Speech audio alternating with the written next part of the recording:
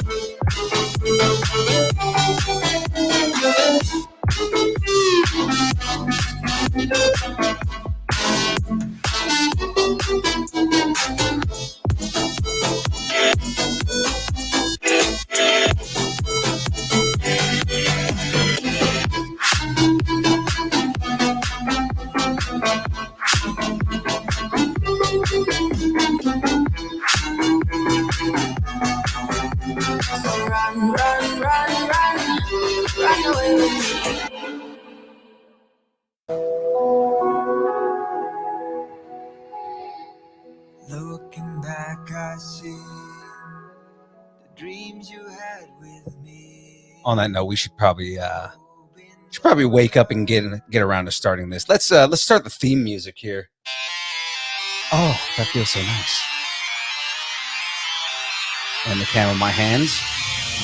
Yeah. But I forgot to change my pen up.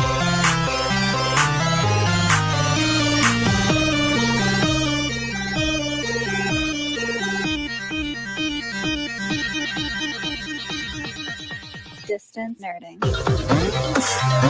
What up, everybody? It's time to wake up, feel happy, and welcome everybody to the Distance Nerding live stream. What up, y'all? Gotta change my little banner here. Let's do that one. Go to the pretty one here. So jumping right into this. I got a few things I got to do, but first, I got to bring on my cohort, my co-host, the lady that keeps me kind of in the loop here and keeps me spinning. Y'all know her, y'all love her, ladies and gentlemen. It's your girl, Phoenix, in the building. Say what up, Phoenix.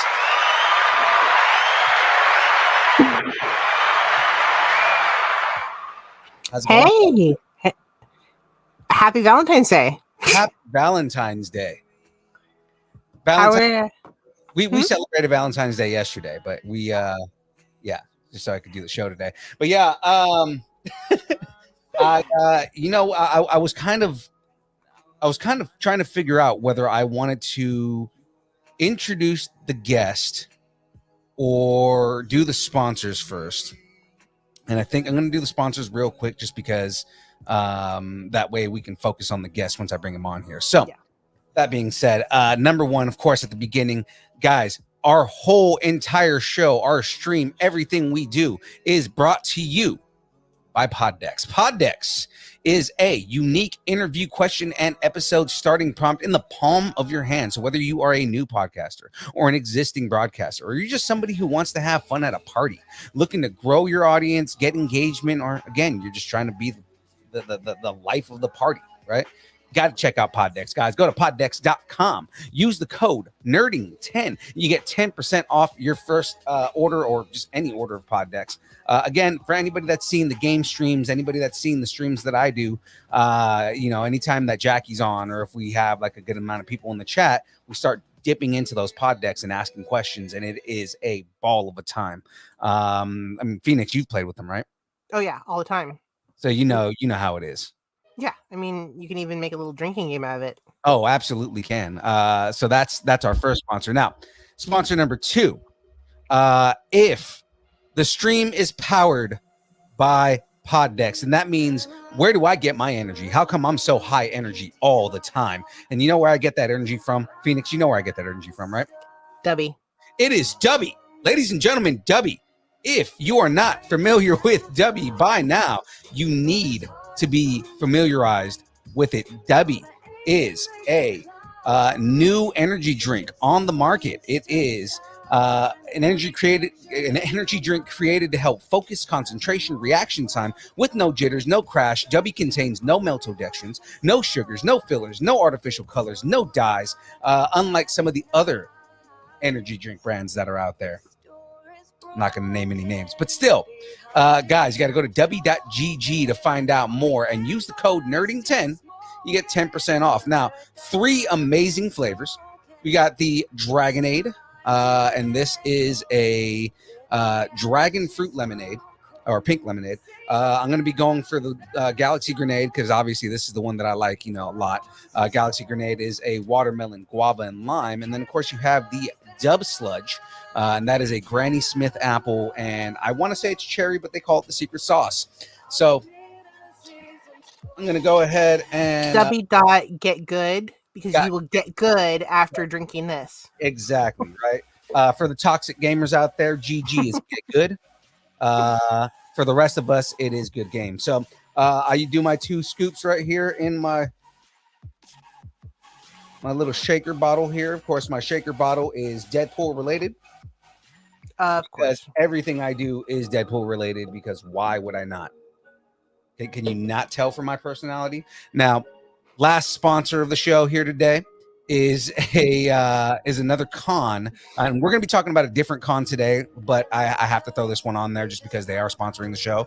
Capitola Collecticon is coming up in March, and they throw us a little video, quick 20-second video here. So I'm going to pop that on real quick, and I'm going to introduce our guest so we can focus on a different con. So I'm going to throw this on here. Make plans now for this year's Capitola Collecticon, March 4th through 6th. Star Wars Sunday at Capitola Collecticon happening March 6th. Come meet the original Mandalorian and Boba Fett cast members. For general admission or VIP passes, visit CapitolaCollecticon.com. All right, quick, easy enough. That was fast. So that all being said, again, guys, we're going to be at Capitola Collecticon. We're going to have a booth there and everything like that. We got some surprises for everybody. We're going to be giving away a bunch of stuff at the con. You're probably going to see young Phil in some type of really tight red suit. No. I'm actually going to be. I've got a different cosplay planned, but it is Deadpool related still. So everybody knows me for my Unipool costume. Unipool will be there making an appearance, but he may be dressed up as a certain other type of villain clan kind of thing. So yeah, be tuned in for that. Now, that being said, with all that out of the way, ladies and gentlemen, I have to bring on a guest here. We're pretty excited for this just because, again, we're going to be promoting another con here. So on February 27th, which is about 2 weeks away? Mm-hmm. Or am I a week away? Every 20th. So yeah. A week away. I'm so behind on my time, but on February 27th, Impound Comics is bringing you a con called Comic Verse here in Sacramento.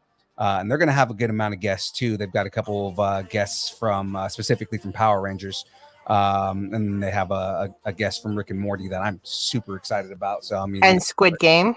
And Squid Game. So I mean, like they have a couple of good guests that are going to be there. Whole bunch of local comic book shops, and I mean, we're all about promoting local cons and everything like that. So, without further ado, we're going to bring on the one, the only Brent Sands. Here we go.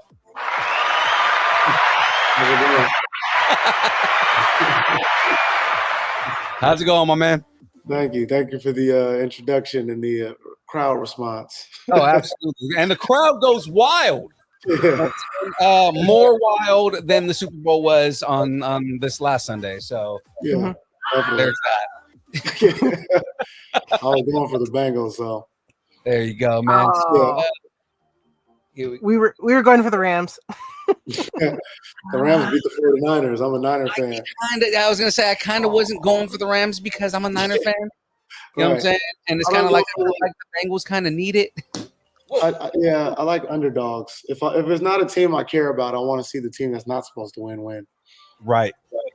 Yeah. I even said that. I said go whoever wins because my team wasn't playing anyway, so Right. I don't care. Either way, I don't really care. It wasn't us.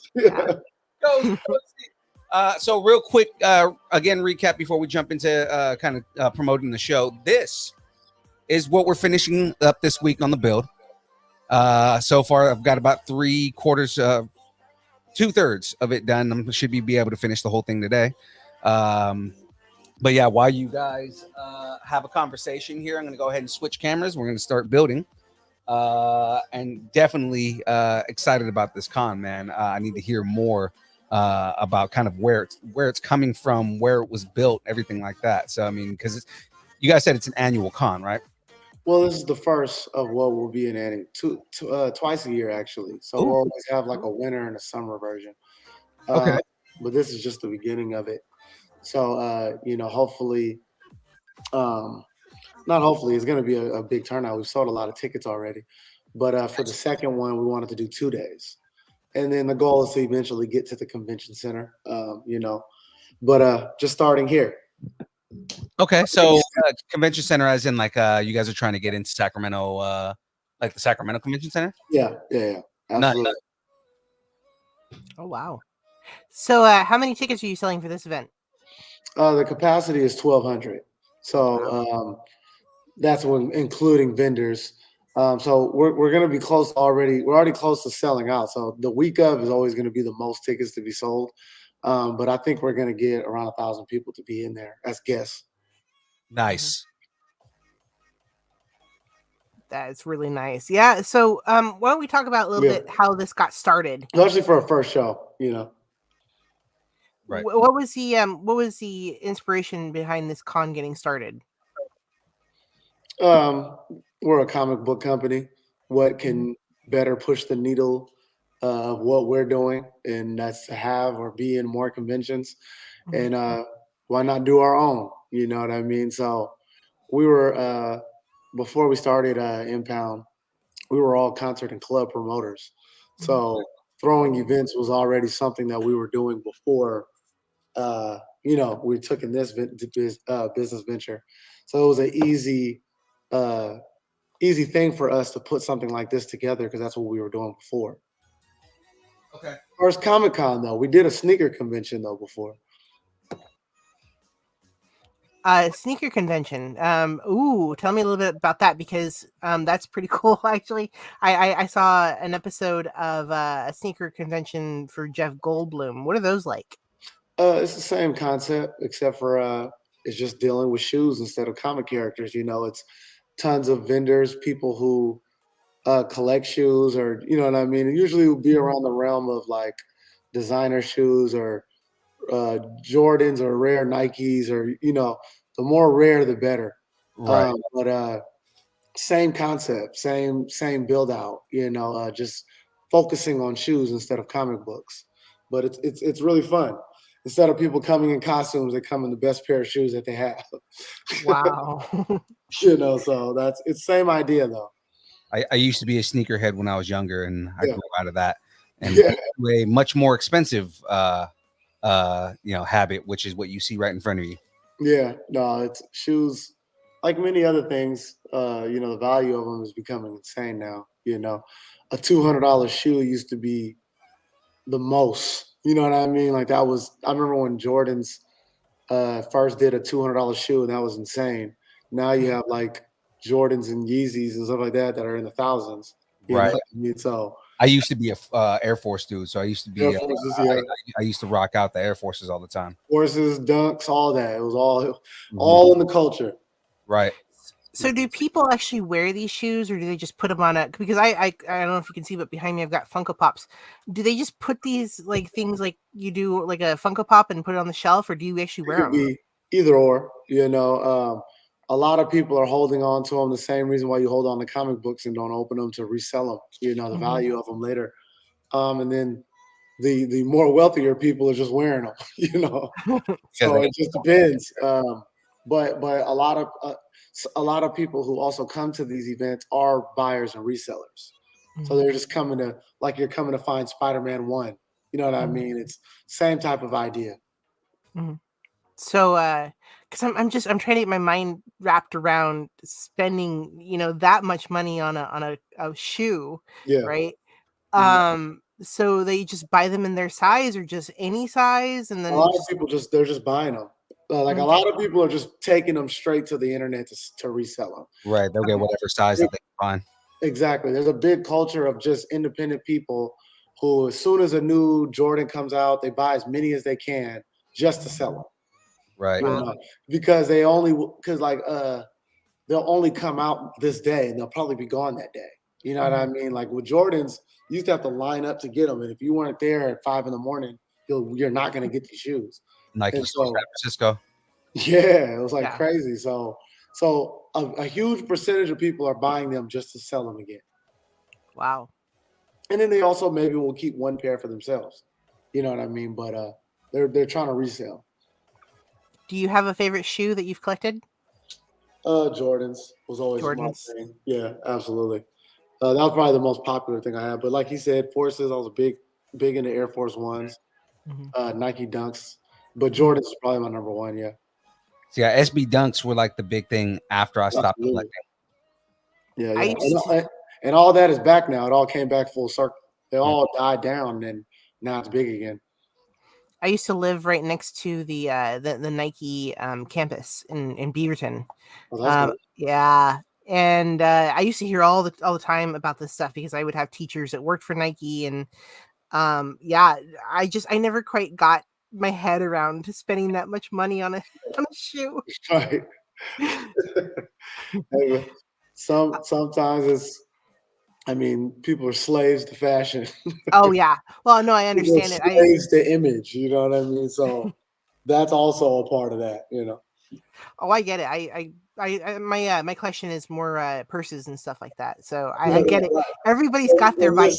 Listen, yeah. I don't understand how you're spending that amount of money on purses. And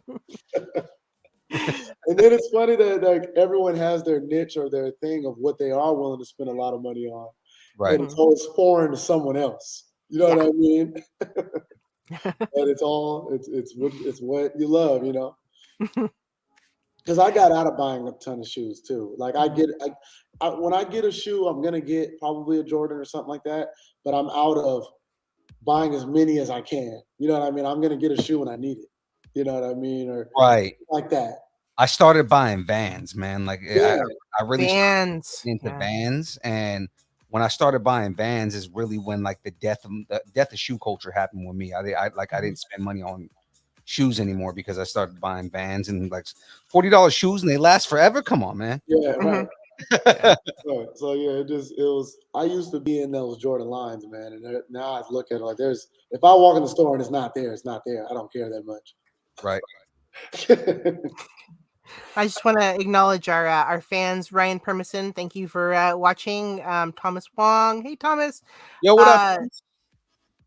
James wants to know, do you have a Grail shoe, like the one that means a lot to you? Because like he just collected Bo Jackson Funko Pop. Like we were talking about, everybody has their collection. Is there like a I need this one and I just don't have it yet? You know what's crazy is my favorite pair of Jordans was always the 11s. and I've never owned one pair in my entire life. It's always been my favorite one though. I always envied everyone's. Oh man, those are so nice, and I never bought them. And then part of that reason was because, like I said, it used to be if you couldn't get it that day, you were done. And the 11s is pretty much, for the most part, that's probably most people's favorite Jordan. Right. Who like Jordans. So it was so hard to get them. And now I can get them, but like I said, they cost like $700-800. Right. I just don't want them that bad. I just envy them. Yeah, there was some show I was watching where they were talking about shoe culture in general, and just how if you don't get it like the moment of when it drops, like it's doubling, tripling, quadrupling in price. Yeah, that by the evening. Yeah. That $200 pair of shoe will be $700 tomorrow. Right. That was I think you're talking about the Jeff Goldblum back when we were streaming. Yeah, I think it was the Jeff Goldblum thing. Yeah, it's like an instant raise in value immediately if you don't get it right when it releases. Mm-hmm. There's a kid who was like he was like the youngest millionaire, and he made it off of like reselling shoes. That's I believe it, man. That's crazy. I believe it. Bridget's saying Louis Vuitton, yay! Yeah, I mean, look, it's weird because I'm gonna take these off. So these are the shoes I'm currently wearing, which are Kanye West's Yeezys. Ooh, and these are the first Yeezy I ever bought, and I just never bought one, so I just did. Mm-hmm. And I think they were like $250 when I bought them. Worth like $1,400, and I just like working them. Sorry. I don't know. They're just soft. I didn't know that. Mm-hmm. And so I randomly get cussed out by kids when they see me in them, and I'm just like walking around, like just walking through the grass. Oh, that's like I didn't even know. I had no idea. I didn't know that. And the kid told me, "Oh, you're just walking through the grass, huh?" Oh. I mean, they're the right color for walking through the grass. Like if they get green. I wanted a comfortable shoe. Everyone said it was comfortable, and I guess the value went up, and I was oblivious of that. Right. I'm gonna be honest. I was never a fan of Yeezys, man. Me neither. No. I liked these ones though, and I tried my friends on, and then I wanted it, and then that was it. Like I wasn't buying it for. I didn't know the value could even go up like that. So I'm still like caught in that older wave where it doesn't go up like that. Right. So that's that. Yeah. Going to work today. Yeah, I was never right now because I'm wearing them casually. Yeah, like I always felt Yeezys were ugly, man. No, most of them are. Bro. These ones are even a little. They just grew on me, but most of them like are boats, like super big looking shoes. They look crazy. Mm-hmm. Yeah, no.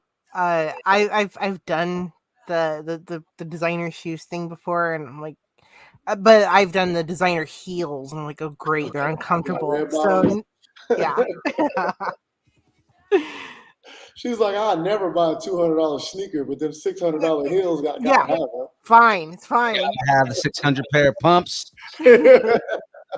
Well, it's funny because you do the when you get a bouton, you show off the fact that the bottoms are red, and right. So that's the whole thing. For whatever reason, it was red, now you are the most legitimate person in the shoe. So going back to your con, it's attached to a actual comic, right? Yeah. So we are. I'm the creator of a comic book series called Impound, which is Sacramento's first indie comic company overall.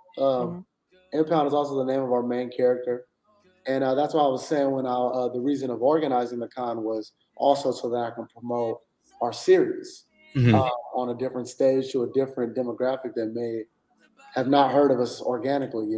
There's just people who just want to go to cons and they'll hear about us that way. On top of the fact that it's a very profitable type of event, but yeah, so it's directly attached to my comic book series. So as you'll see, like this, here's a flyer of it.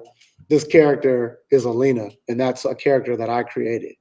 So I can just it like zoomed in and threw me off.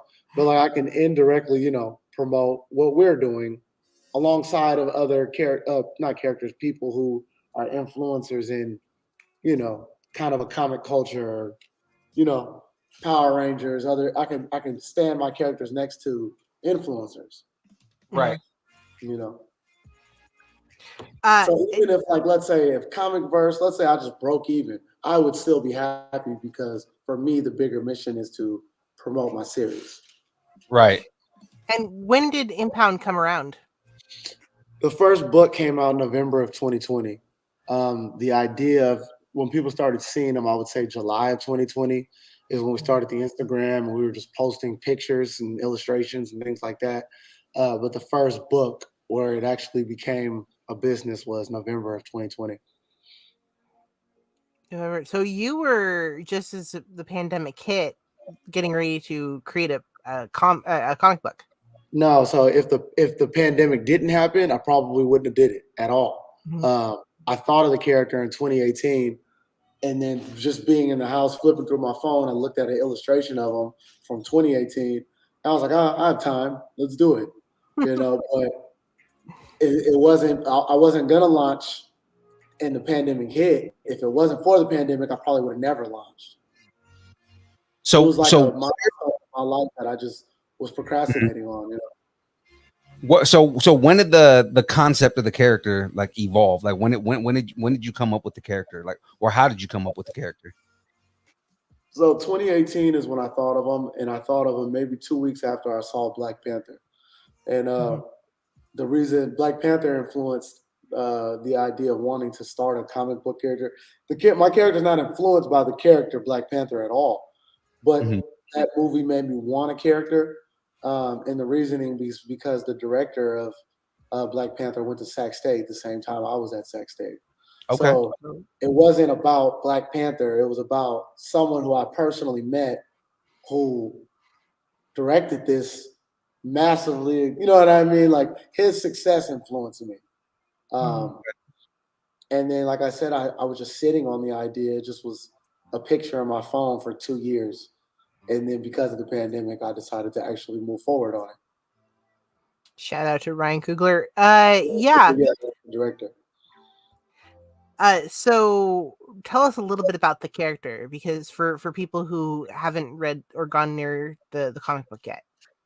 Impound, he is a single father, MMA fighter, struggling MMA fighter though, but he's a tow truck driver to fund his career.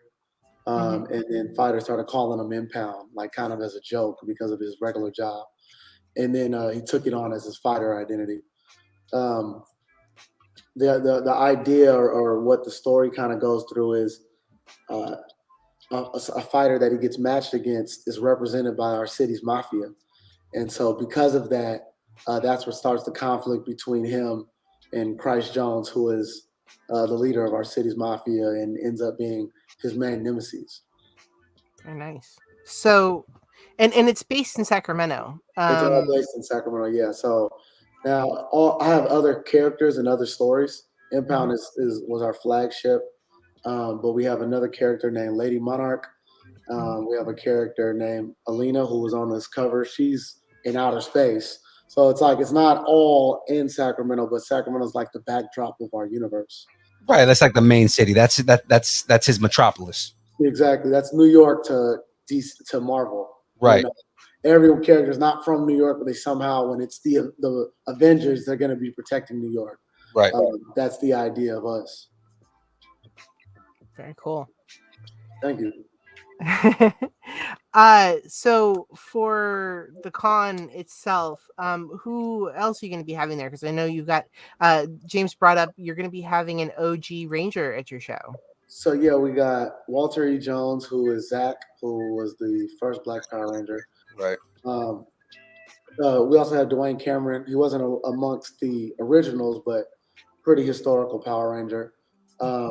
Haley Kim, who is the voice actress from Squid Games.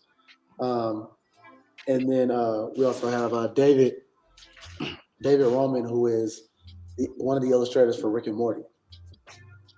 So, which is who he was mentioning he was excited about.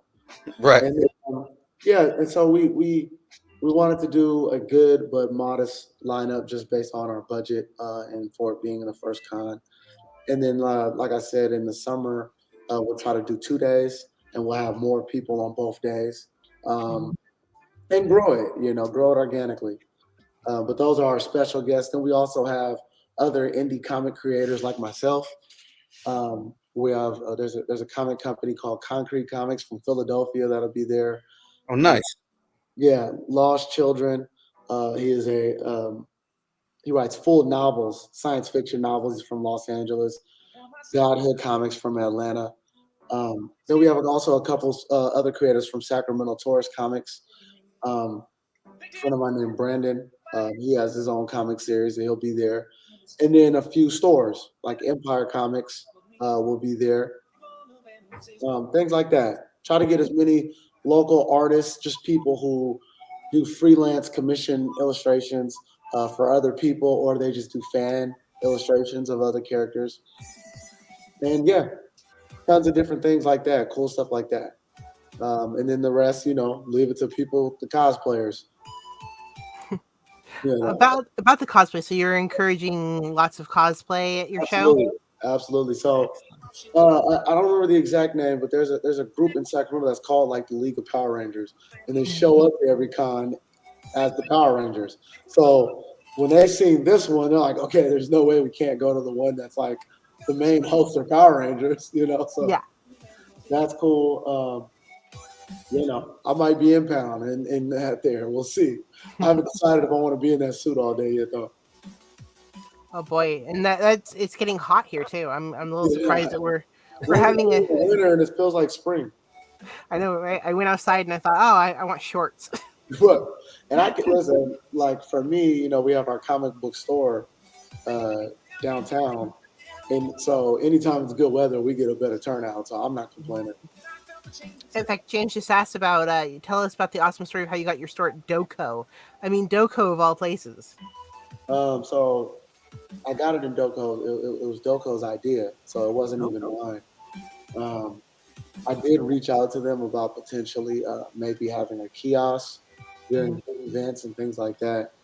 And then when they looked at what I was, it was something that they just wanted to add to the area. The whole Sacramento Kings, Sacramento's first superhero.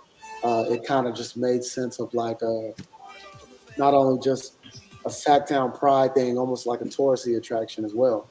So our store is kind of like a cross between the Impound store and the Impound Museum in a way, even though we're not that old yet. Yeah.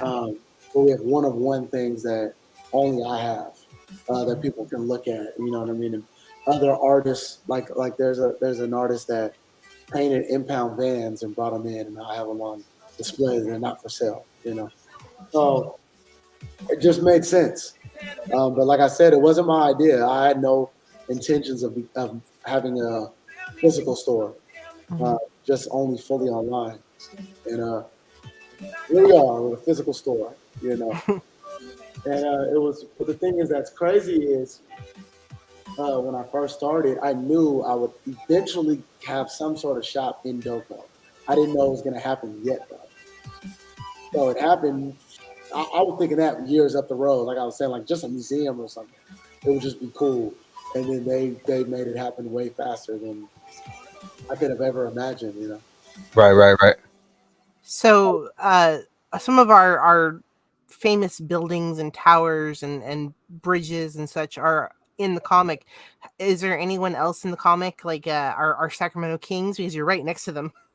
No, there will probably like maybe along the lines. There's always like the idea of that, but not like actual people. Right.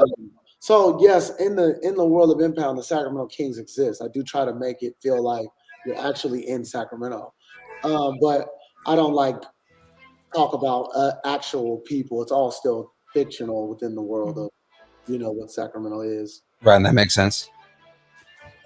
Because in that way, you're not jeopardizing like anybody else, and then you don't have other people like approaching you. Like, say, if the comic makes it big, and you don't have people approaching you saying, "Well, you used me in the comic, right? They were cool. You using them when it was like a small independent comic, but then like it's a movie deal, and they're like, well, now we want money." Yeah, And the idea of like, especially like when you say like the players, like the Kings, with players, you never know how long they'll be here, and I try to make my books as modern as I can, and that could make it unmodern if it was, Become dated. Yeah. a person's first time ever reading it, and I'm talking about a player that was traded 2 years ago. You know what I mean? Mhm. So I that's also just a part of like the business model, I guess, is I try to keep it very, very modern, even if it's an older book. And for listeners that have no idea about what we're talking about, Sacramento Doco is our town center in the middle of the city. To kind of explain a little bit, a couple years ago, the arena was built in the city center. And since then, our players, the Kings, came to town, and because they were far out, like in the middle of almost nowhere. They're by my house. Yeah. I'm not in the middle of nowhere, but I mean, like, it's going more towards the but when Arco was built, Mhm. Thomas wasn't in Thomas yet. It was just No. just like you would just drive through like this barren land to this arena. Well, yeah. Now it's not in the middle of nowhere, but yeah, like you now said, the air is nice, but it was probably like realistically 20 years ago where it wasn't all there. All that stuff wasn't around there like that. Right. As a kid, I remember driving through the middle of nowhere to get to the arena. He wasn't around for that. Yeah, I remember that too. Like you would go through all these fields and. Oh, no, I remember driving up to Sacramento to go to like a concert, go to Arco Arena to do a concert, and it was like, damn, Sacramento's not that big. It's like, this place is sparse. Remember, it's still expanding, man. It's still not even at its peak yet. Right. No. We're that stuff like this, like what we're doing, contributes to the Sacramento like culture, if you will. Like the city of Sacramento has really embraced us and really have supported us. And a bigger city probably wouldn't have did that because they have other things already established. Versus we really only had the Kings. You know what I mean? If I was in, New York, it probably obviously they had Marvel. That was a bad example. But if I was in like Chicago, it probably wouldn't have went as well. Because they have the Bears, they have the Bulls, tons of artists and rappers and singers, and they just have a lot more going on. Versus we're trying to contribute to what's going on. Right. In fact, I'm always surprised sometimes when a lot of people haven't even heard of Sacramento. Right. Because we're the state capital, but at the same time you can say, oh, LA, and they go, oh yeah, I know what that is. Yeah. Most people think Sacramento, like especially if you're out of state, most people think Sacramento and LA are right next to each other. Yeah, for sure. I think that San Francisco is like right next to LA. It's like, yeah, no, it's an 8-hour drive, man. 1.5 hours. Depending on traffic, it can get longer. Yeah. James says, I love that your shop is in the Doco. You're part of the revitalization of our city, bringing culture and community to the heart of Sacramento. Thank you. I appreciate that. And that's the goal, on top of just being a massive comic book company. But, we just have recognized there's also another mission. And I'm born and raised from Sacramento. Like, it was something I wanted the city to have too. You know what I mean? So right. It's cool that I'm the one doing it. You know what I mean? Because like I've spent my whole life telling people I'm from Sacramento, while other Sacramento natives are telling people they're from the Bay Area or from somewhere else. I do that. I talked to somebody the other day that was like, "Oh yeah," no, I was playing Destiny, and there was this dude that he was from Long Beach, right? And he would tell people that he was from the Bay Area, and I'm like, "Yo, Long Beach is nowhere near the Bay Area." He's like, "Where do you live?" I'm like, "I'm from San Francisco, man." So when you say the Bay Area, I'm like from where the Bay Area is. Yeah, that's what I'm saying. When you said Long Beach, like, no, man. Like, and then why are you associating with San Francisco when you're like LA, man? Like, you already are from a cool place. What are you talking about? Exactly. Oh, I did college in Oregon, and for the longest time I'd say, "Oh, I'm from Sacramento." People are like, "What? What's Sacramento?" So I just started saying San Francisco, and they're like, "Okay, yeah." But I mean, like when you're out of state, especially with people who don't know anything about the state, that makes sense because you're going to associate to a place that people know, right? Right. Versus when you're from California and you're saying I'm from Long Beach, where San Francisco is, and like, yo, man, why don't you just say you're from LA? Like, Hey, you clearly don't know where you're from. yeah. No. You're getting on the wrong freeway if you're. Even then, when you're from Long Beach, it's not like people don't know that Snoop is from Long Beach, man. Right. One of the most famous, probably the most famous rapper of all time. Right. Definitely the most recognizable face. Right. There's definitely not a lot here. It's political, but at the same time, there's not a whole lot else here yet. It's getting there. It doesn't help that the Kings aren't a winning team either, Mm-hmm. If the Kings were winning more, it would make more just come from that. You know what I mean? But give them a couple seasons. They're not looking too bad. You said what? So give them a couple seasons. They're not looking too bad right now. They're where the Warriors. They're right now. They are where the Warriors were a couple years ago. I mean, I hope you're right, brother. But we don't. Here in Sacramento, when you're a Kings fan, we don't keep our hopes high like that. Hey, come on, man! We just support, cheer, and hope for the best, man. Like right now, the Warriors are good, right? But come 2000, remember 2001 when we had the We Believe going? The Warriors were nothing. Yeah, we were trash. Yeah. And then they ended up getting like the greatest point guard to ever live, and the Kings passed up picking him up. Yeah. And they picked up his brother, and then they traded his brother like idiots. Right. There's like a list, if you Google 7 players the Sacramento Kings could have had. And they got rid of Seth Curry, but then, y'all had Jason Kidd for a while, too. Yeah. But like there's a recent, like the recent players who are still playing that we could have had. There's 7 of them. And one's Curry, Kawhi Leonard, Giannis, Luka. It's like all these people that we just didn't pick up someone else. It's like, it's crazy. I was gonna say I've been to like 4 games in my entire lifetime, which makes me the worst Sacramentan ever. But they've lost in every single one of the games I've been to. Like, come on. I mean, again, I'm a Trust free row, so I mean that tells you how shitty it is.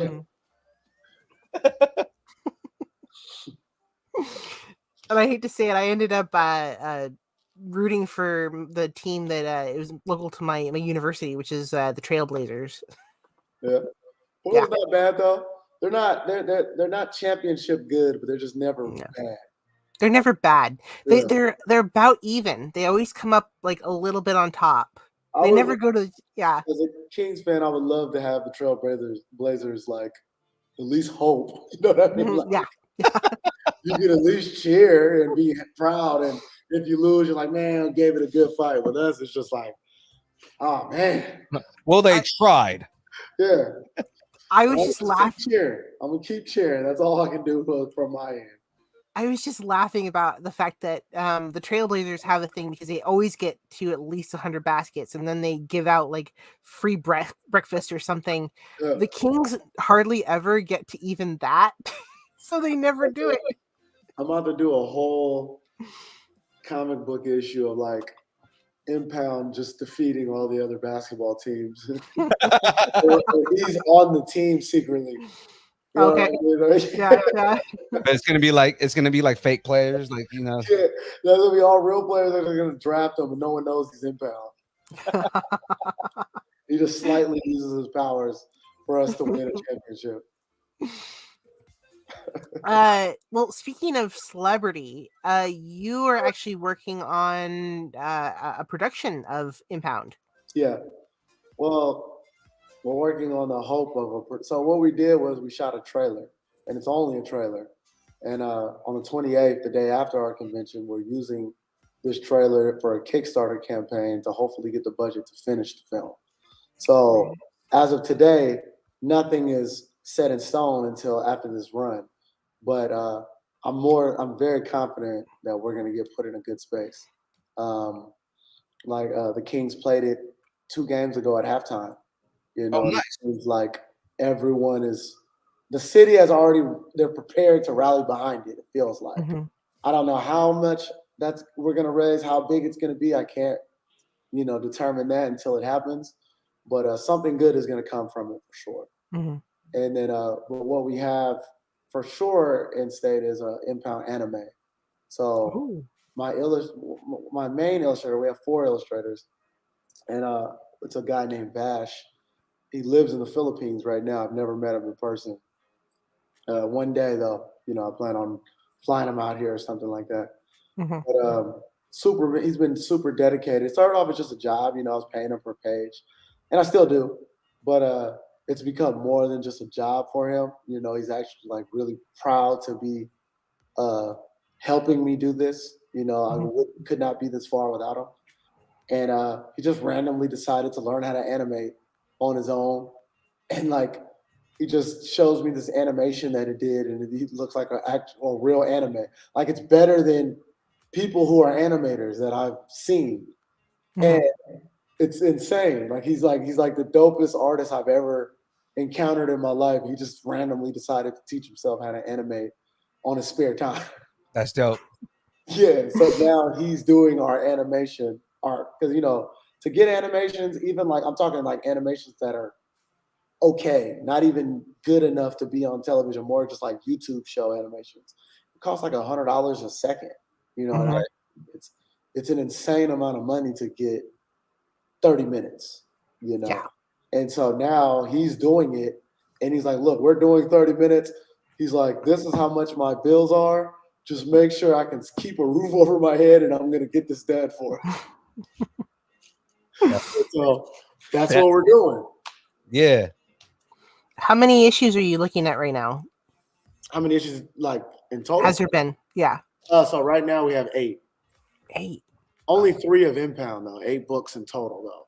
Or excuse me, we just did 9. We just got to 9. On Saturday we released Lady Monarch's first issue. So we have 9 comic books and 2 children's books. So 11 books in total. Is Lady Monarch named after the basketball team? Yeah. So Very nice. so she's a metaphor of the Sacramento Monarchs, since we lost that basketball team. The only professional team we have that has a championship is the Monarchs, and then they got rid of the team like a year or 2 after they won the championship. I'm not sure what was going through their head. Yeah, it doesn't make any sense.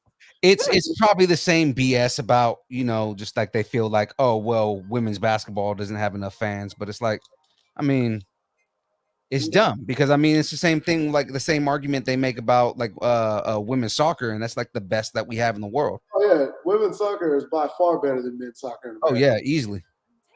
There's several sports that I would prefer the watching the women's version over the men. One is soccer. Mhm. The second one is tennis, and then the third one is UFC. For some reason, I just feel like the women fight with more passion. It's less gimmicky than Conor McGregor. You know what I mean? And all these people who aren't even necessarily like the best anymore. They're just the most popular. Right. I feel like in women's UFC, it's still more that genuineness. You know what I mean? Of they cater to who is actually the best. Like That's now, Conor's the biggest name in UFC, and he just keeps losing, but he's so popular it doesn't matter. Right. So that's my 3 that I'm taking for sure. That's sort of why I got into soccer, because I got into first women's soccer, which are the Portland Thorns.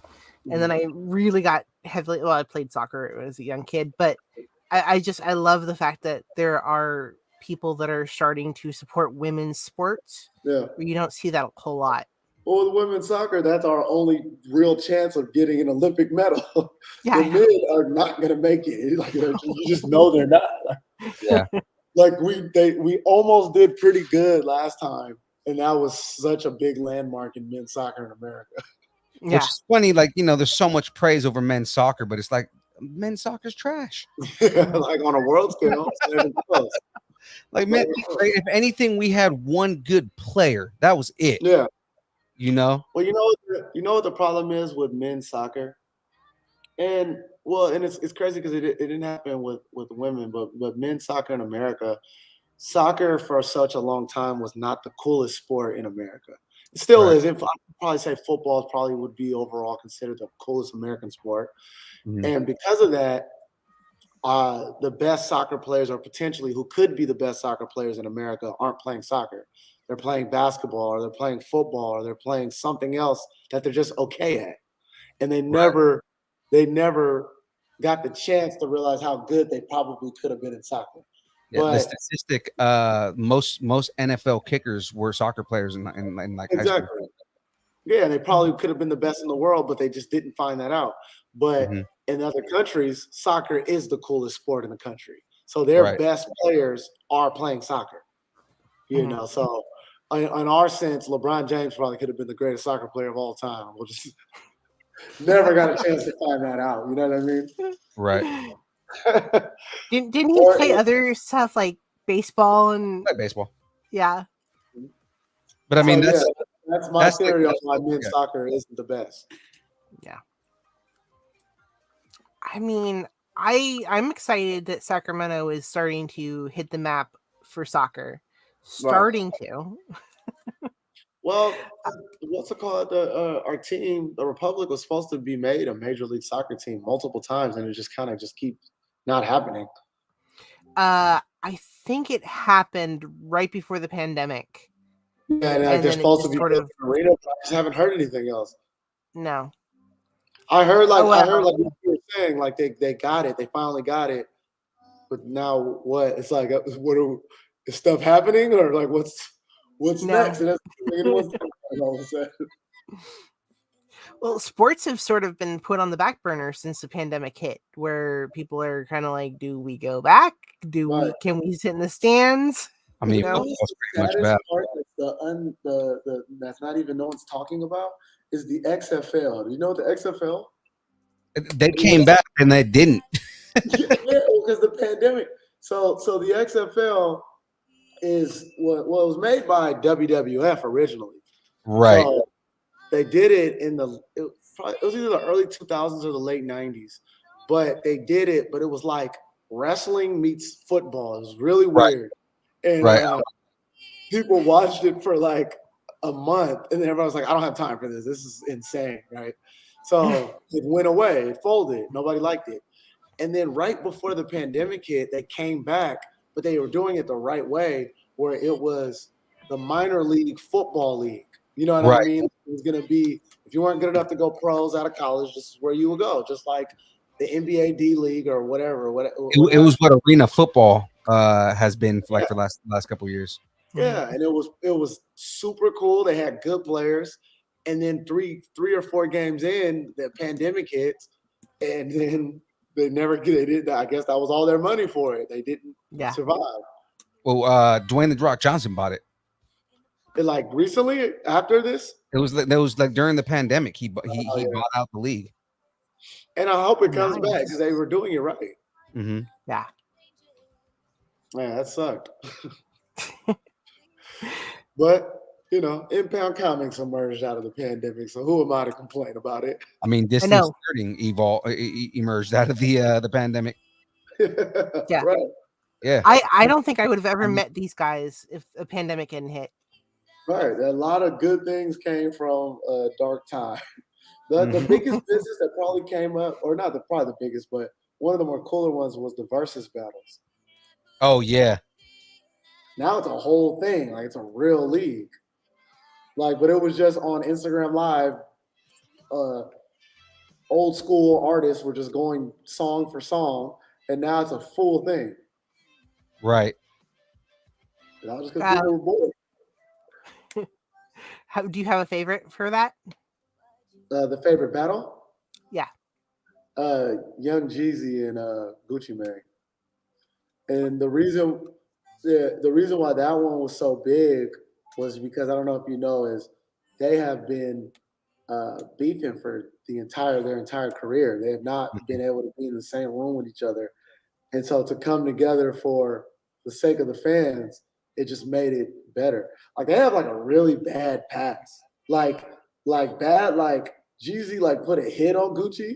And Gucci had to go to prison for murdering two people that broke into his house trying to kill him.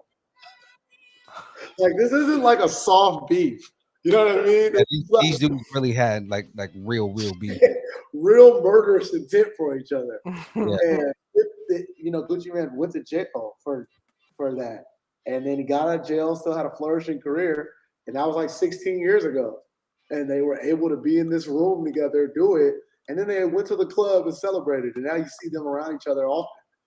Mhm. So it's like, that's crazy, but it's cool at the same time.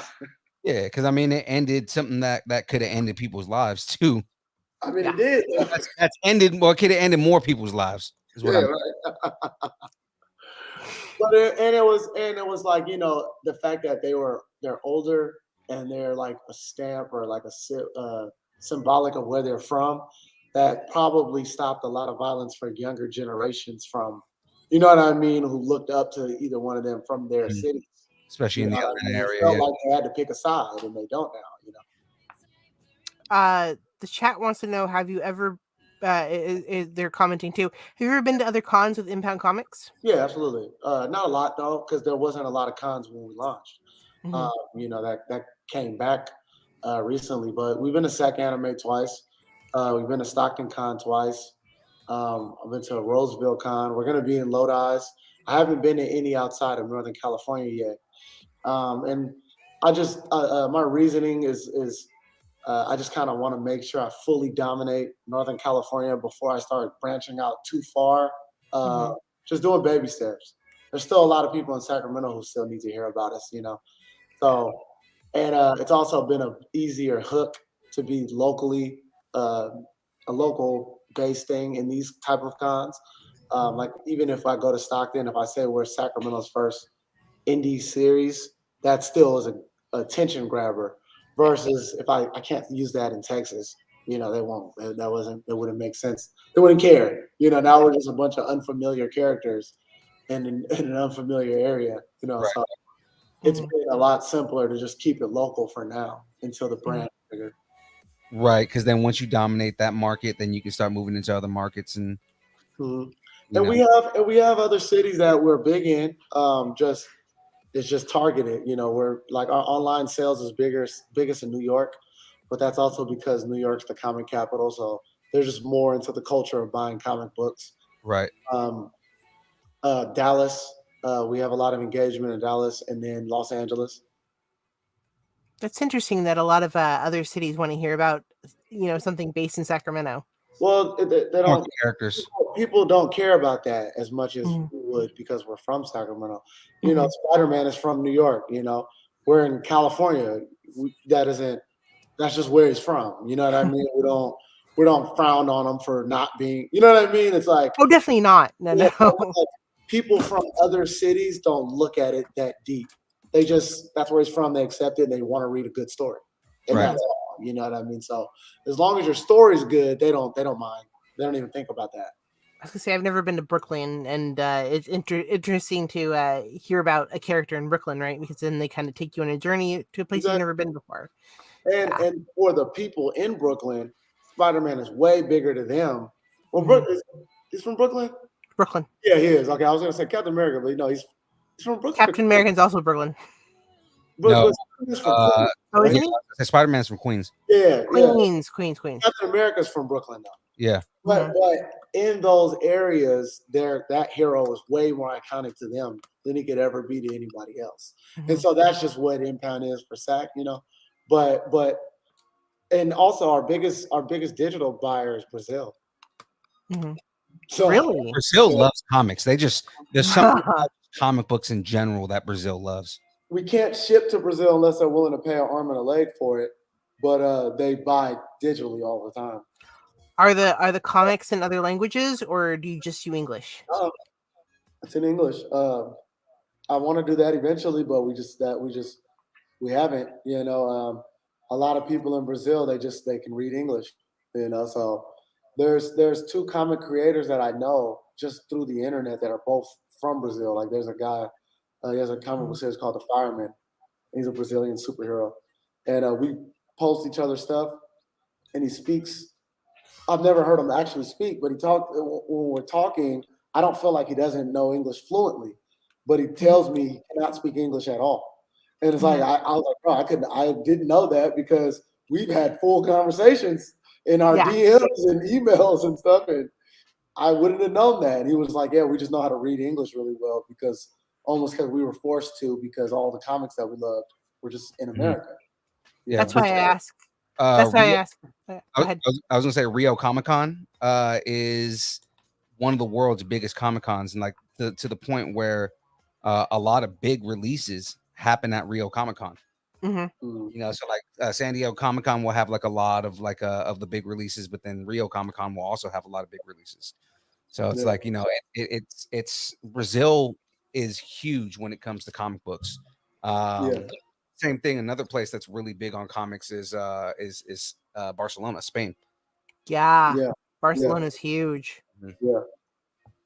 That's cool. That's why I asked, because it seems like you've got a lot of influence from outside the country.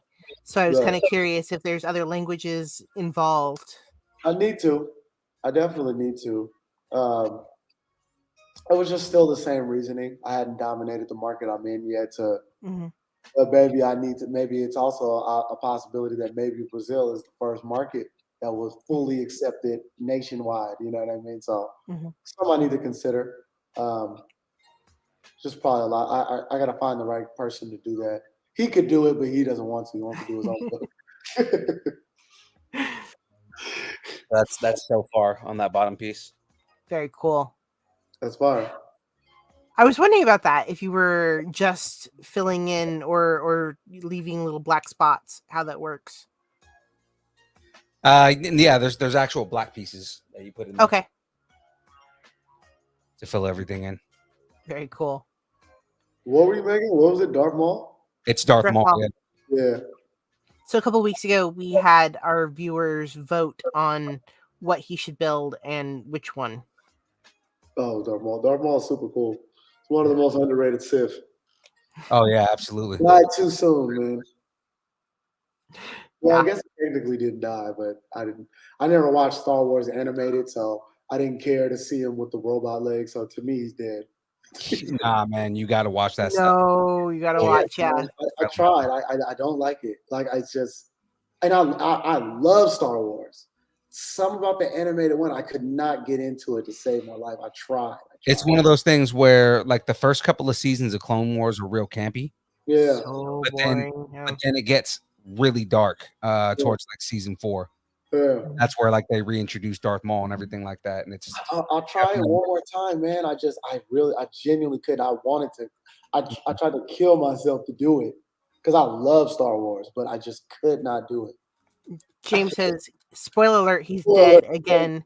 Yeah, he is dead again. He actually gets killed by a main character, which is actually one of my favorite scenes. You can tell me if you want. I'm probably not going to get to it. He gets into a final battle with Obi-Wan Kenobi. Okay. Because he's trying to take his revenge out, and he loses the fight ultimately. Yeah. Well, and it's sort of a young Obi. You're going to lose the older. Yeah. Super good, yo, Obi. I know. Old Obi-Wan Kenobi too. You know something weird that it's not weird, I guess, but it is weird. I've never played the Old Republic at all, but I'm a massive. I will watch their game trailers all the time. Their trailers are super cinematic, and it makes me so mad that those aren't the anime. Like that's one thing. Is also a reason why I kind of don't watch Star Wars, Clone Wars. I've never been a fan of a series or something, a film where I know where these characters end up. So I don't like watching a story like, for example, let's say like there's a movie about Abraham Lincoln. I know when he gets to that theater, it's over. Yeah. You know what I mean? So it's like I like to watch stories that I have no idea where this is going or where this character becomes or evolves. So with Clone Wars, it's like I know this is a lot of middle, but I know where these characters are going at some point. So that's kind of why I'm just not a fan of those kind of stories. But there are characters that you get to meet along the way that will influence later. Yeah, like Ahsoka got introduced during the Clone Wars. James says, so you must have loved Titanic. Yeah. It's like there's some stuff I'll still watch, but I'm not in love with that kind of thing. I like to be surprised and not, you know what I mean? I liked the fact that we got to see, because during the movies we get to see Anakin and Padme fall in love, and then they're like, we're married, and then oops, we're all dead, right? Right. And it just goes boom, boom, boom with the movies.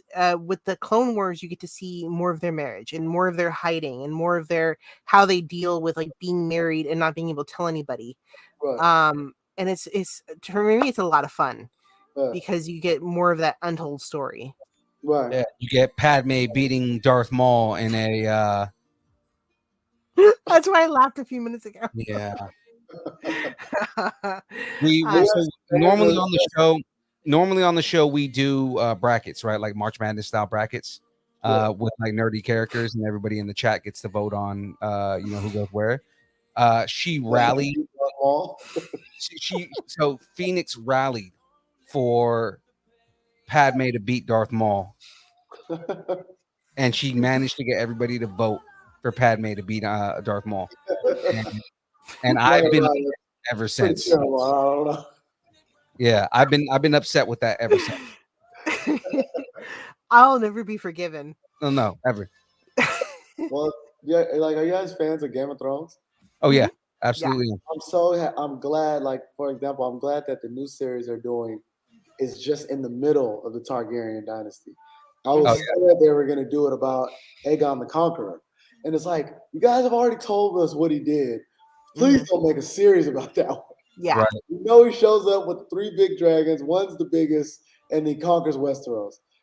Give us something else. So that's why, like, for example, that's why I'm glad it's this, because I don't know who these Targaryens are or what their story is. It's halfway from Aegon to Daenerys. So because my dad always wants, he's like, let's do it. He's like, I want them to do a story about Khal Drogo and how he became a Khal. I'm like, no, because I know the witch is gonna kill him. Talk about a Khal that's deep in the past that we don't know this guy. Hey, we love Jason Momoa on this show. So. Him dying was like Darth Maul dying for me. I didn't. I was like, that was too soon, man. Yeah, I'm a big fan of the Duncan Egg series, which Duncan Egg is it's the precursor story before Aegon it's before Aegon goes crazy. Right. And it's like even before he conquers Westeros and all that. It's basically the adventures of when he was young. Yeah. And it's a good storyline. Like, it's where a lot of these things come in line. Yeah. There's a lot of like storylines that it almost explains how what's his name? The imp. What's the imp's? Tyrion. It explains like Tyrion's lineage and everything like that. And like it's good, man. It's a really good story. Yeah. I like Tyrion. The Lannisters are my favorite. It also explains why Tywin hates Tyrion so much. Right. I was a little disappointed with the ending, but that was a really good show. Yeah, the ending was terrible, but it also wasn't George's ending. Exactly. I was gonna say, because it had nothing to do with George R.R. Martin. He's still writing that book, so it's like that book is going to probably be the highest selling book of all time because everyone hated the way HBO ended it so much. They have to see how he did it. Right. I mean, so that book is going to be insane when hopefully if he comes out with it. Yeah. Right. So. Because he's sort of taking his sweet time. He was talking about publishing 3 years ago. Yeah, he takes a long time, but it's just, when he does it right. Yeah. So it's like you can't fault it after that when it's like, all right, that was the best way to do it. And now look, HBO rushed it and look what we got. The worst ending in television series history. I can agree with that. Yeah. Well, at least the worst from a show that was so popular. Right. Yeah. Honestly, I don't get TV shows of books that haven't ended yet. Well, no, it wasn't. When they started it, they gave him 10 years. So they thought he would be done by then. And it just 10 years goes by and they're like, man, bro, you're not done. So I think that, when they started it was like, you got time. And then it really just snuck up on him. It wasn't finished. Yeah, because they completely diverted. Like they started taking their own license with some of those characters. I still loved it though. Like the show still for me overall is my favorite show. It just wasn't the best ending. Yeah. Oh gosh. Tyrion is one of my favorites Yeah, me too. as a character. Absolutely. And, I like fact, all the he's- Lannisters. That's what I do. I drink and I know things. I know, Yeah. right? Their whole complexity of the Lannister family is Oh yeah. my favorite. Tyrion is one of my favorite, but it's like I always wonder who is my favorite character, and it's probably Jaime. But If you want to talk about complex characters, like Yeah. Jaime Lannister is really complex. he's the only, probably not the only, but definitely the one of the only characters I've seen that I absolutely hated at one point, and then he was my favorite at one point. I didn't even realize the transition. Mhm. You know what I mean? Like he was the villain when the show started. That was the worst guy in Right. Game of Thrones, it seemed like. And then by season 4, you hope that he succeeds, and it's like, man, I forgot like all this terrible stuff he did. I know, right? And the stuff that he does, they did him a little bit of a injustice by making him go back to being the bad guy in the last 5 minutes. Well, it's a line that you see. What is the difference between necessary evil and true evil? Mhm. And you understand after a while that Jaime is not an evil person. He is willing to do what he has to do to protect everything that he loves, which that's a characteristic that every person should have. Mm-hmm. Now is he weird? Yeah, I mean the whole incest, that's a whole nother. But I know. right. But at the end of the day, he's very human.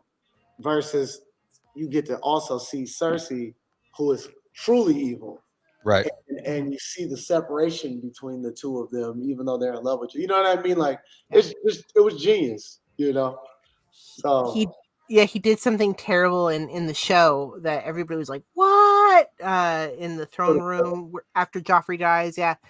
And people like, "What? No!" And they were screaming. I'm like, "You're gonna hate the books." oh yeah. It's far worse than the books. Yeah, no, he definitely has insanity, but it also shows everyone in that time and everyone in power at some point had a certain level of insanity to be in that position, or you wouldn't laugh at them, Yeah. Right. So yeah, him, and then I also love the Hound. Yeah. Oh, I love the Hound. Yeah, the Hound was another character you kind of looked at as an evil guy, and you ended up liking him as it goes, Mm-hmm.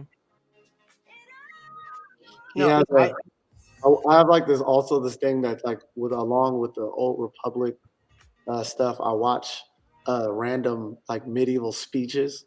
Like there's like Ooh. there's Beowulf's speech in the animated movie where he like gets off his horse and walks this guy down. That was like a Frisian raider. I don't know if you've seen it, but that speech. Then the Hound speech about chickens. When it was him and Arya when they went into that like diner, and there was all those Lannister men, and they ended up killing them all and becoming closer. It's one of my favorite speeches. I watch it all the time randomly on like Tuesday afternoons for no reason. Wow, I mean, there's some pretty good monologues in that show. I always loved the part about the breaking the wheel. I felt like good. yeah. Oh, good. They did her a little bit dirty too. Yeah, it didn't make her ending made no sense to me. No. Like everyone surrendered, just like perfect. This is what I wanted. Now they're gonna kill everybody. It's like, what are you talking about? Because Cersei killed their friend. What? Yeah, no, but that's the thing. That's what a lot of people were upset about, was that she, like, the impulse that she made didn't make any sense. It didn't make any sense at all, bro. She wouldn't be that dark. Mhm. Now she would have did something very evil to Cersei, absolutely, but she wouldn't have did that. It made no sense. You want to know what my ending was before I seen it? I had already played out what the ending was going to be, and I was wrong. But this was my ending.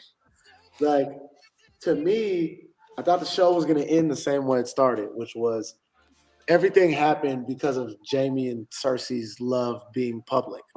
And I thought that enough Brienne rubbed off on Jaime that he can truly see the evil in Cersei that he knew was there, but now, you know, she was going to have a Mad King moment. And everything that brought him to dishonor to his name of killing the Mad King, he was going to have to do that again with Cersei. So I thought that somehow Cersei was going to pull one more trick out of her hat and figure out how to kill Daenerys. Rather, there was a scorpion in the Red Keep, and they hit the dragon, and Daenerys falls off to her death or whatever.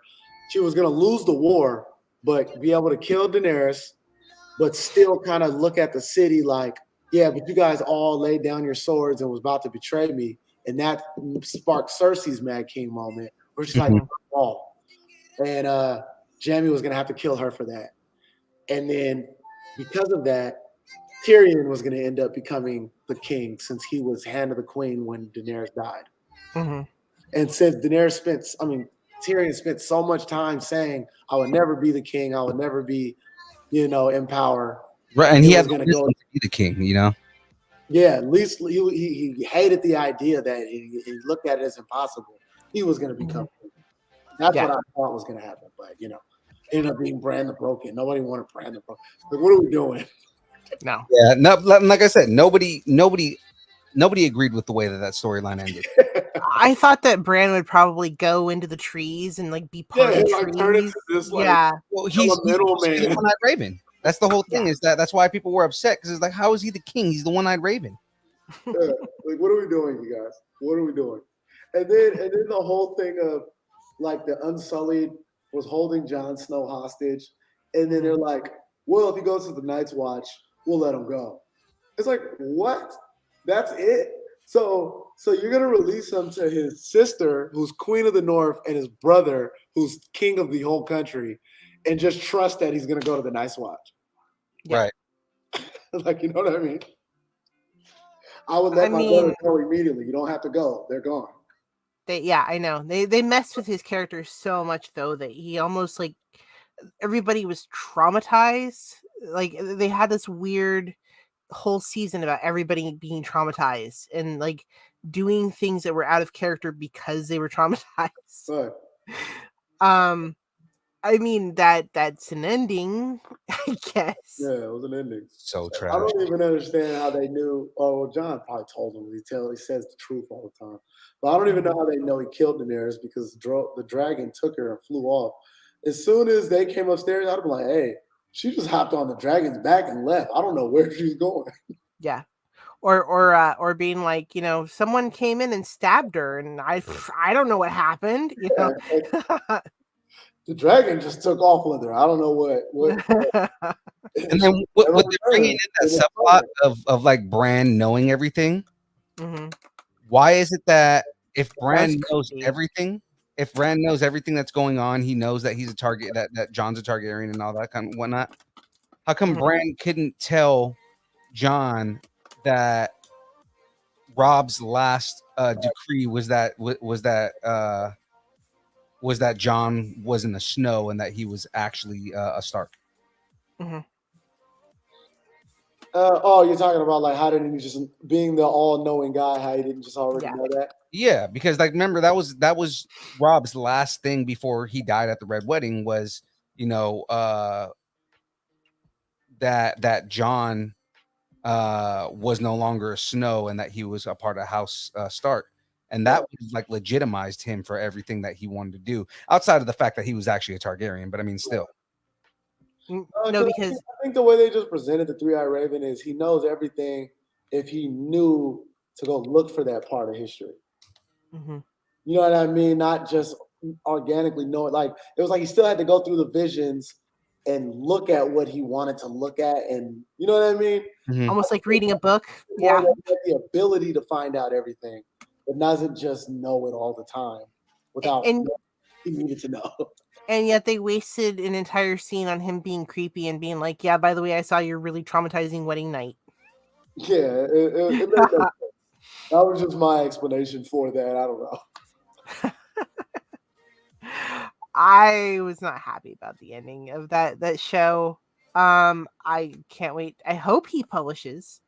And I didn't feel like it was supposed to end on Cersei in the Red Keep. I feel like the last element of the show was supposed to be the White Walkers war. Right. Like they did this whole big White Walker war just to go to King's Landing and take it over in an hour. Like it was like the hardest part was the White Walkers, so that should have been the last thing of the whole show. I mean, the only thing they got right that George R. R. Martin said was like, you know, what happened was that Arya was the she was the chosen one. Yeah. But even then, they didn't do it the way that he liked it, though. Like he admitted that he didn't enjoy the way that they had done it because it was almost like shoehorned. It wasn't like they kind of like led into it and played into it well. Yeah. Well, F you HBO for ruining all of our. It's just they took two dudes who lucked their way into a good show, you know, and when it came down to them actually writing, they weren't good at it. Yeah. I mean, but they are, just in case we ever meet them again, they are good at. They have been their body of work has been good in the past. So, I mean, if you really look at it, it wasn't, and Well, they fired Star Wars because of that. I think that those guys were really good writers. I just think really we're dealing with George to me is probably that. I think he's the greatest living writer right now, like for me at least. And I just think they got to a level of a writer that only he's, you know what I mean? That's Jordan. He's the Jordan of writing. And they're good writers, but not as good as Jordan. No. You know what I mean? Like that's just, I mean, it's like who else is? You know what I mean? I don't think sometimes the ending will never be as good as what we know is coming because, you know, yeah.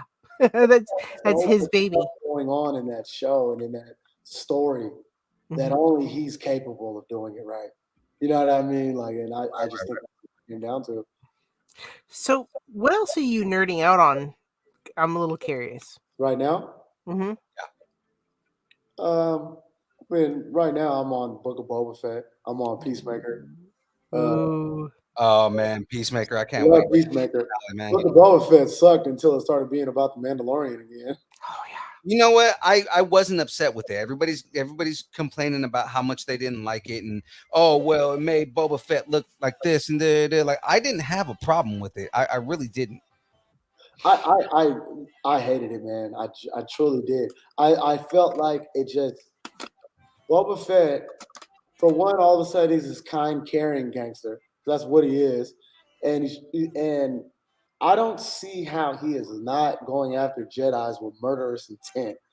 Like, why is this his mission? You know what I mean? Like, you just climbed out of this dragon thing that Luke put you in. The Mandalorian knows who Luke is. He's met him. Why are you not threatening him? Like, hey, where is this guy? Technically, Luke wasn't the one that put him in the Sarlacc. You're taking Grogu to Luke? No. You know what I mean? I feel like that should be more of his thing. Like, you know, he helped Grogu get to the Jedi. The Jedi killed who was your Sobe father. They tried to put you in this. You know what I mean? I feel like he would have a bigger vendetta towards him. Ooh. That's super nice. But that's my thing. And then just the whole helmet off all the time. The guy doesn't look cool to me anymore. It just wasn't for me. I wasn't feeling it. And then, but the Mandalorian showed up, and I loved it again. I love him. I love Grogu. Oh wow! So it's done. Yeah, it's really far. Plus, now I got to do the border and everything. Okay, that's what all the pieces on the table are for. I was wondering about that. I was like, there's a lot of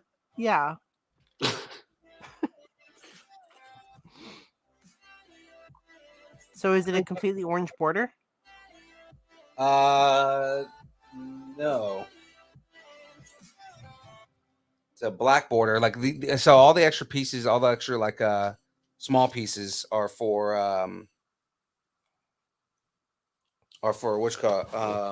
for the different ones. Like say if it was, I think there's more red with Kylo Ren, and then there's like different colors for like the different ones. Wondering how that works. For Book of Boba, I think also that they do a lot of shout outs and just a quick thing I just have. So this is my illustrator. No, can't get to the camera. He's like, Oh. I just uploaded some new animations to the Dropbox. Woo. Hell yeah. Right. This guy's getting a percentage of my company one day. Think you'll ever release some maybe little trailers or clips to tease everyone? The animation? Mm-hmm. I did it. The first clip he did is on our Instagram. So I did Okay. post that, but it's not in the Impound story. He just did some random Impound animations that were really cool. But yeah, no, I'm gonna do a full like either. Well, it's likely gonna be a YouTube show, But it's coming. I'm just waiting to get it done. You know what I mean? He's already probably about 4 minutes in, and I think I'm gonna have him do 30 minutes and release them as 10-minute episodes, and then just continue. Nice. Nice. Really exciting stuff, man. But for yeah, It's cool to see, when you have a creation and just see it just Man, flourish, it's unexplainable, brother. When I first got the first book in my hand, it was the weirdest feeling in the world. Like I did. to like hold it and it's here, like it's actually here. It's no longer an idea. It's beautiful. The only other time I felt that way was the opening of the store. You know what I mean? But it's a big blessing to just really be doing exactly what you wanted to do. Especially since I would have been doing this for free. Right. I just wanted to do that just because I'm just such a big fan of comics and obviously fictional things, as we've been talking about the last hour and a half. oh yeah, I just wanted to contribute my own idea because I had a good one. And for it to be well received and it's growing, it's the craziest feeling in the world. it's something from your soul, right? Right. It's something from inside you that's now out. Right, absolutely. So, what was your inspiration to actually do this? Because you said that you wouldn't have done it without the pandemic. What was your inspiration to actually do it? What was the moment that you were like, okay, this has to be published? So in the pandemic, when I found my illustrator, I had no more excuses on why not do it. You know what I mean? So that was the thing. Is it's like, okay, everything's in front of me. Are you just gonna pick it up and do it, or are you just gonna keep making excuses on why you're not doing it? You know what I mean? So Right. I like forced my own hand almost. You know what I mean? Like everything's here. It's affordable and it's available. Do it. So. And you said you used to do club promoting, so you did club promoting within the Sacramento area? Almost every club at some point in the city of Sacramento, I promoted that one way or another. Whether it was a one-off event or consistently, I was fully into that. So that's what made me being able to get this word out there so much easier, was my experience in that industry. But yeah. There was a question if you earlier if you still do anything like that ever. Club promoting? Mm-hmm. I do I do still do events that do evolve in a club. Like I did like a business mixer at a bar, stuff like that. But I would never be a promoter on like a weekly basis for a nightclub as me anymore. And the reasons for that is I just don't think those businesses mix. When there's liquor and adults, a lot of bad stuff could happen, and I feel like that could be bad press on the impound business. Try to avoid potential damaging things like that, Yeah. Especially in Sacramento, clubs come and go all the time for unfortunately violent reasons. You know what I mean? So I can't. Yeah, I worked in the club scene a long time ago. Yeah. But I was a DJ, so. Yeah. So it's like The last thing I need is a news story saying, yeah, someone got a bottle broken over their head at the impound party. You know what I mean? Like, it'd be terrible. Yeah, so it just doesn't go hand in hand with it. No. But I mean, I still is so in a couple bars in Sacramento, there's a drink called the Dark Impound. But there's always been drinks named after superheroes. So I'm willing to go that far in. And I've asked clubs to put that in on the menu and promote it that way. But Mhm. I will never be like the face of trying to promote a club. No. I mean, everybody's got phases of their life, right? Yeah, you know what I mean? I needed that, Mhm. So Right. So, what do you feel like is next for Impound? I know you can't really give away many spoilers because some of us haven't read it yet. He has. Oops, he has. Haven't you? You've read it. Yeah. No, I haven't read it yet. Oh, you haven't read it yet? No. next is the anime or hopefully the film. That's Mhm. next. That's where my eyes are set right now. That was the goal before I made it a book, and then I decided to take another route to get to that goal. But that's it. You know, Mhm. that's at the end of the day, what I'm doing, it'll never be on the stage. I know it can be without some sort of cinematic, uh, adaptation of it. Right. So that's what it is. Well, you mentioned the Lady Monarch series. Are there any other series other than Impound coming out? Yeah. So right now we have Impound, we have Lady Monarch, we have Seraph, Decimus, and Alina. So those are the 5 that are out. And Mhm. yeah, there's other characters that are going to get their own journey. It's going to get to the point where we just have 100 characters with books. Right. We're taking the full Marvel DC Comics approach. So this is just where we are today. I mean, perhaps that puts us on the map. Yeah, I hope so. I don't see it not being able to. You know what I mean? Because, like I said, it's getting too much support. Especially from our own. And once your city rallies behind you, it's powerful. Right. In fact, you mentioned Marvel DC. Which one is your favorite? If we're talking about books, DC, movies, Marvel. Really? Yeah, I like the darkness of DC. So Impound is kind of dark. Um, so like the vibes of like books or stuff that I like is Joker, or like let's say like the world of Mortal Kombat, the world of Spawn. That's kind of like what I cater to. But movies, Marvel has been doing it better. I still think the Batman solo movies are one of the better things, but as a whole, Marvel is just killing it. Mhm. I do want to acknowledge. I think it's a new viewer. I'm gonna butcher this. Caxips06. How are you? Welcome. Oh yeah.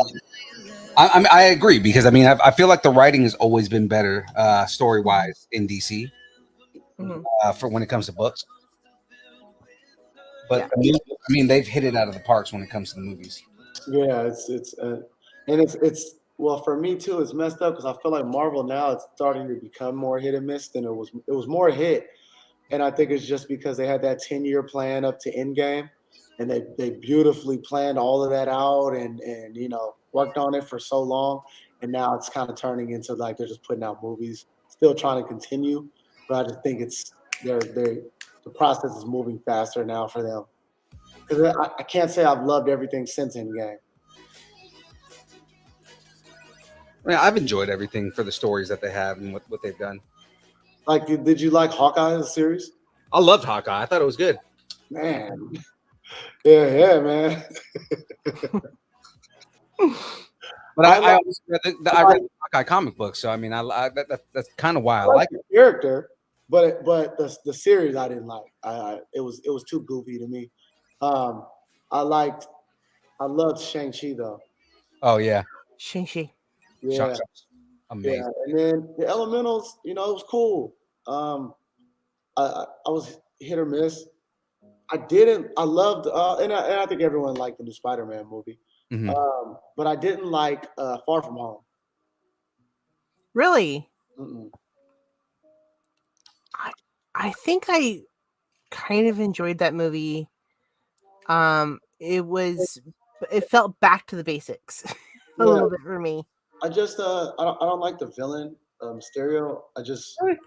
He looks really cool. Just the whole he doesn't really have powers and he's just trying to act like he does. It's just Spider-Man for me is just super Mysterio awesome. in the comic books doesn't have powers either, though. Mysterio. Yeah, no, I don't like Mysterio. Oh yeah. Because you didn't like as soon as I realized that's who the villain was, I was like, great. You know what I mean? Like, and I love Spider-Man villains. He's the one he's not my guy. and then even the Venom and Carnage, it was cool. Like, oh no, Carnage! I wasn't a fan of that movie just because and that was such like the highest anticipated, or at least one of them.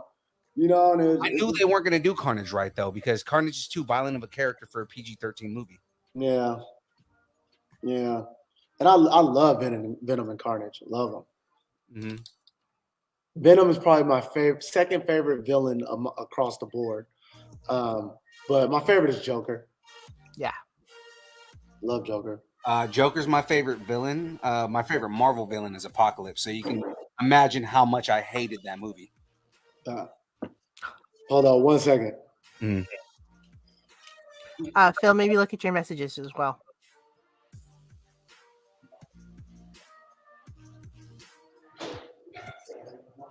Yes, I did. I didn't realize what time it is.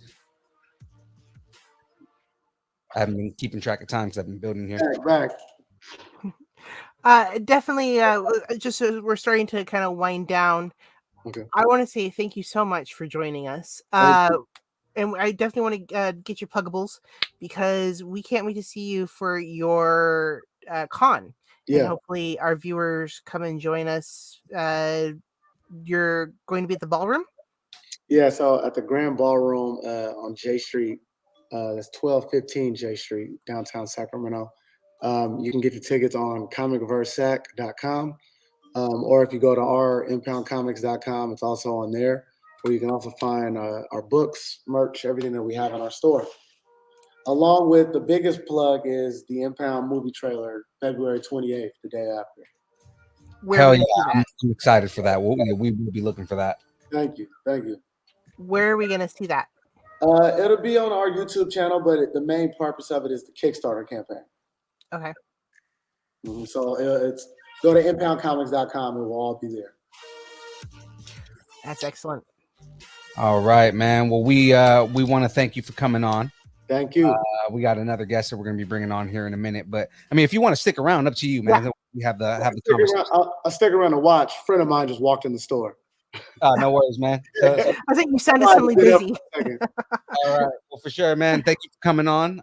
You have a great rest of your night. And man, we will see you on the 27th. Thank you. See you guys then. All right, man. Take care. Hopefully our next guest hops on pretty soon. I saw that they just saw it.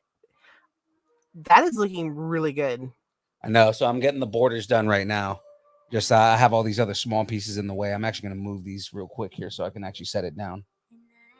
It's funny that every time you bring it close to the camera, it doesn't look like anything, like you said last week. Right. And then the further away it gets, the more it looks like a piece of art.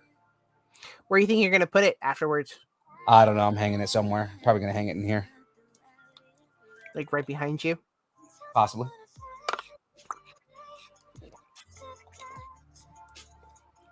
So, is it a frame, or is it going to be like a frame?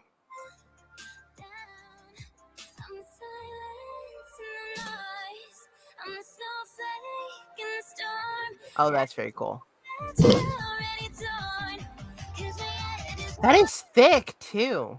Yeah. Well, like I said, with the borders and everything, it makes it a lot thicker. Mm-hmm.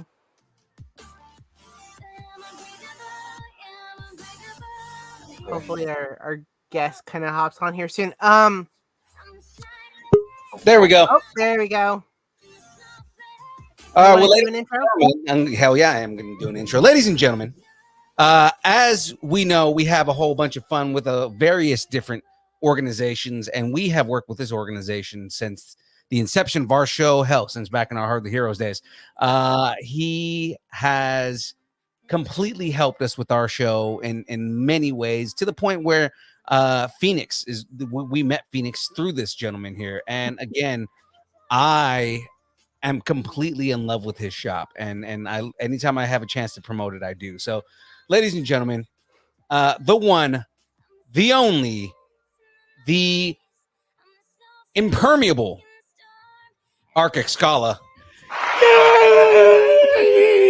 I want to do like like on the Muppets where Kermit always just waves his arms and stuff. Yay!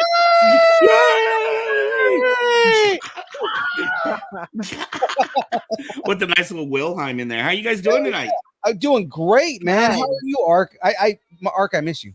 I know. I'm digging that cup, dude. I need a cup like that. Which one? The Lego cup. What's up, Phoenix? This is friend of the show and mascot on Mondays. This is my boy Emmett. Hello there. Hello there. We actually have a Lego saber saber in our collection, and I was gonna name it the Emmett, but I didn't know if that would be like. You have enough trouble with Disney as it is, dude. I just want to start funk with everybody, dude. That'll get us on the map. Well, man, we always love to bring you on to promote, but again, we're promoting again. You're going to be at Capitola Collecticon. Am I correct? Woo-hoo! Yes, we are. We will have a booth down there with you guys as well. Hell yes. I want to know. So, what exactly you guys in your booth? Phoenix said you're doing like interviews, right? Are you interviewing out of your booth or something, or what is that? No, so the main intention isn't going to be interviews while we're down there. It's really we're there to help promote their show and help promote our our podcast. Mm-hmm. Making friends is mostly what we do at the cons. Right. It's hey, Logan Paul, do you want to come on? Not Logan Paul. Oh my God, no. Hey, Daniel Logan, do you want to come on our podcast? Cool, let's do that. That kind of stuff. And just kind of like getting out there and telling people who we are and everything like that. So do you guys have like a booth that people can come up to, and then you have like one person out there like tracking down celebrities, trying to hunt them down? Yep, pretty much. Yeah. Oh man, it's like a hunter and gatherer kind of a situation over there at Distance Nerding, huh? Yeah. In fact, I think that's what it was at MouseCon, right? I was like hunting or I was gathering, and you were hunting. Yeah, I had to hang out at the booth all day, but then I did get to do an interview. So interview wise, if any of the celebrities are, if they want to do an interview, then basically we're there to do interviews, so that way we can post those and whatnot. We'd love to do an interview. Beautiful. Mm-hmm. I'm excited about this. This is going to be my first con kind of back out there since pandemic and stuff. We've been kind of off the circuit. I know you guys have been busy. Yeah, we've been so busy. I think it's been nonstop for us. In fact, I think we've had like a month of lull, and that's it. It's about to pick up again. Wow, that is fantastic. And then, of course, Clint Williams, who will also be there at the con. Woo! Clint's going to be there. What is Clint doing there? He will be doing IO. He'll be doing Imperial Outlanders. Outlanders. Is he doing a booth as well? Yes. Oh, okay. So is he like an informational booth kind of a thing? He's going to be trooping. He's got Imperial Outlanders coming, and they're going to be trooping along. I think there's only about 3 of us that are actually being able to go. Hopefully we get more. Okay, so from Distance Nerding, how many of you guys going? How many are there going? I think there's a total of maybe 6, depending on who still goes. Mm-hmm. Oh wow! Mm-hmm. Woohoo! You guys troop hard. Are you guys dressing up like, or are you? Do you guys just wear DN shirts, or what do you guys do? So on Sunday, I'm going to be doing a hybrid troop. A hybrid troop, okay? Yeah. Is that representing 2 different organizations? I gotta see this too. Because I'll be. One of them is an organization that you mentioned. Mm-hmm. Yeah. Oh, so we might have a couple more than we think. That's one of the reasons why I asked to have Clint Williams moved towards us, and they said that they might be able to make that happen today. So, woohoo! Mm-hmm. So yeah, I'll be trooping too. Oh wow! Oh man! You guys, we're gonna have to figure it out. I'm not sure if we're gonna actually. I don't think we were planning on being in costume. I think we were gonna be wearing like our Kyber Cave jackets and get black gloves and stuff to make it look like a little jewelry store. Aw. Oh, how cute! That is adorable. I'm really excited. I don't have any way to send you a picture, but I'm really excited. We ordered like a whole bunch of special sabers for this con, specifically for this con. They're Mando inspired. So like nice. the head of them, on the emitter, it's got like the Mando T visor. Oh, cool. So the guard, right? Yeah. The emitter, the guard at the top. So actually, so when it's just in saber, it looks like a really big old-fashioned pen with like the nibs and stuff. But when you have it on with the blade, you get the Mando T visor at the emitter. Oh, cool. Speaking of sabers, you still have my saber. Yoda saber? Were you the Yoda saber? No, that's James. But remember my speaker broke. Gave it to you guys back at the when we had the Star Wars. Star Wars Day for a year. It's been my god, a year. We'll have to. Man, damn this pandemic. I know, right? Yeah, we'll get you taken care of. We got to get that figured out. And if not, I'll upgrade you with one of the new and more beautiful sabers. Awesome. In fact, you're giving away some sabers pretty soon. We're giving away sabers every single week now. I am excited about that. We just got sponsored. Our show just got sponsored. For those that don't know, we do 2 shows or 3 shows a week. And one of the 3 got sponsored. This is the one that we've been doing for like a year and a half. So it's about time something's happened with the show. I know, right? I put like some blood in that show. So you did. And you helped us finally get here. So yeah, with our sponsorship, what we get is they are giving us a saber a week that we are able to now in turn give to customers or, anybody watching the show. So you don't even need to buy anything. All you got to do is tune in, subscribe to the page, leave a comment on that show, like, and repost it somewhere. Let us know that you did it, and you are entered into the drawing for that week.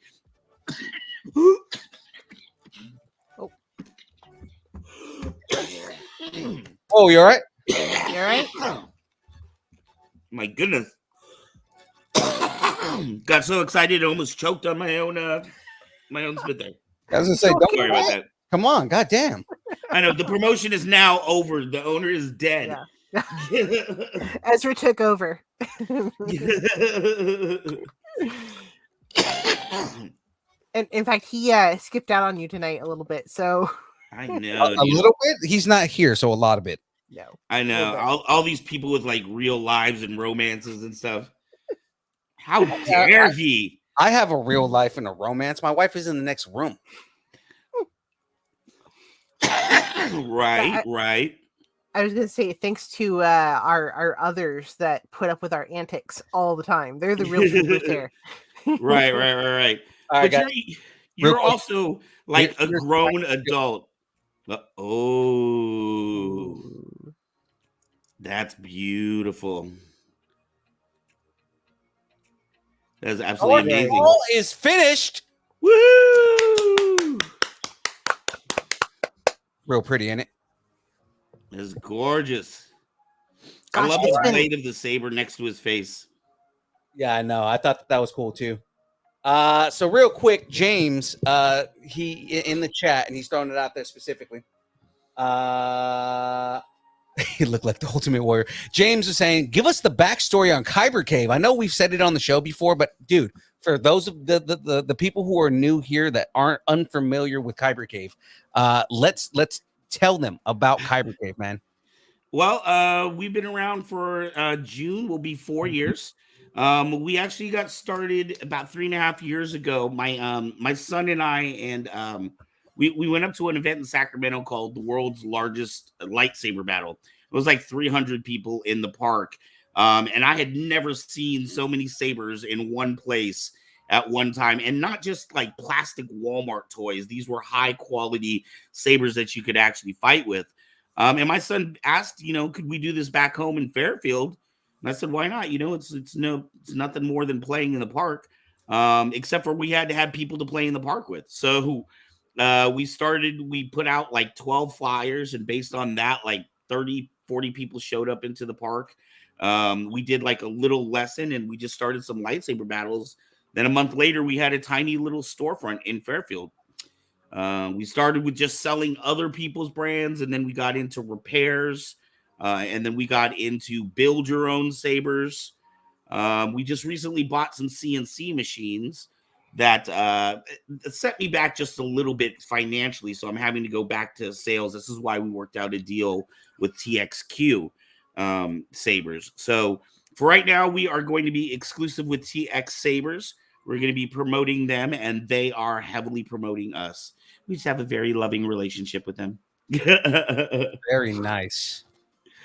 Yeah. So, a lot of times people are going down to Disneyland and they're doing the build your own sabers and things, and they don't really realize that those aren't really combat worthy sabers. Right. Because they're big and heavy and solid, and they feel like, you should be able to really take a bashing. But if you've ever seen saber sport competition, you would know that these people are really going at it with each other. They're not just lightly tapping each other. Yeah, the ones that I've seen are pretty intense.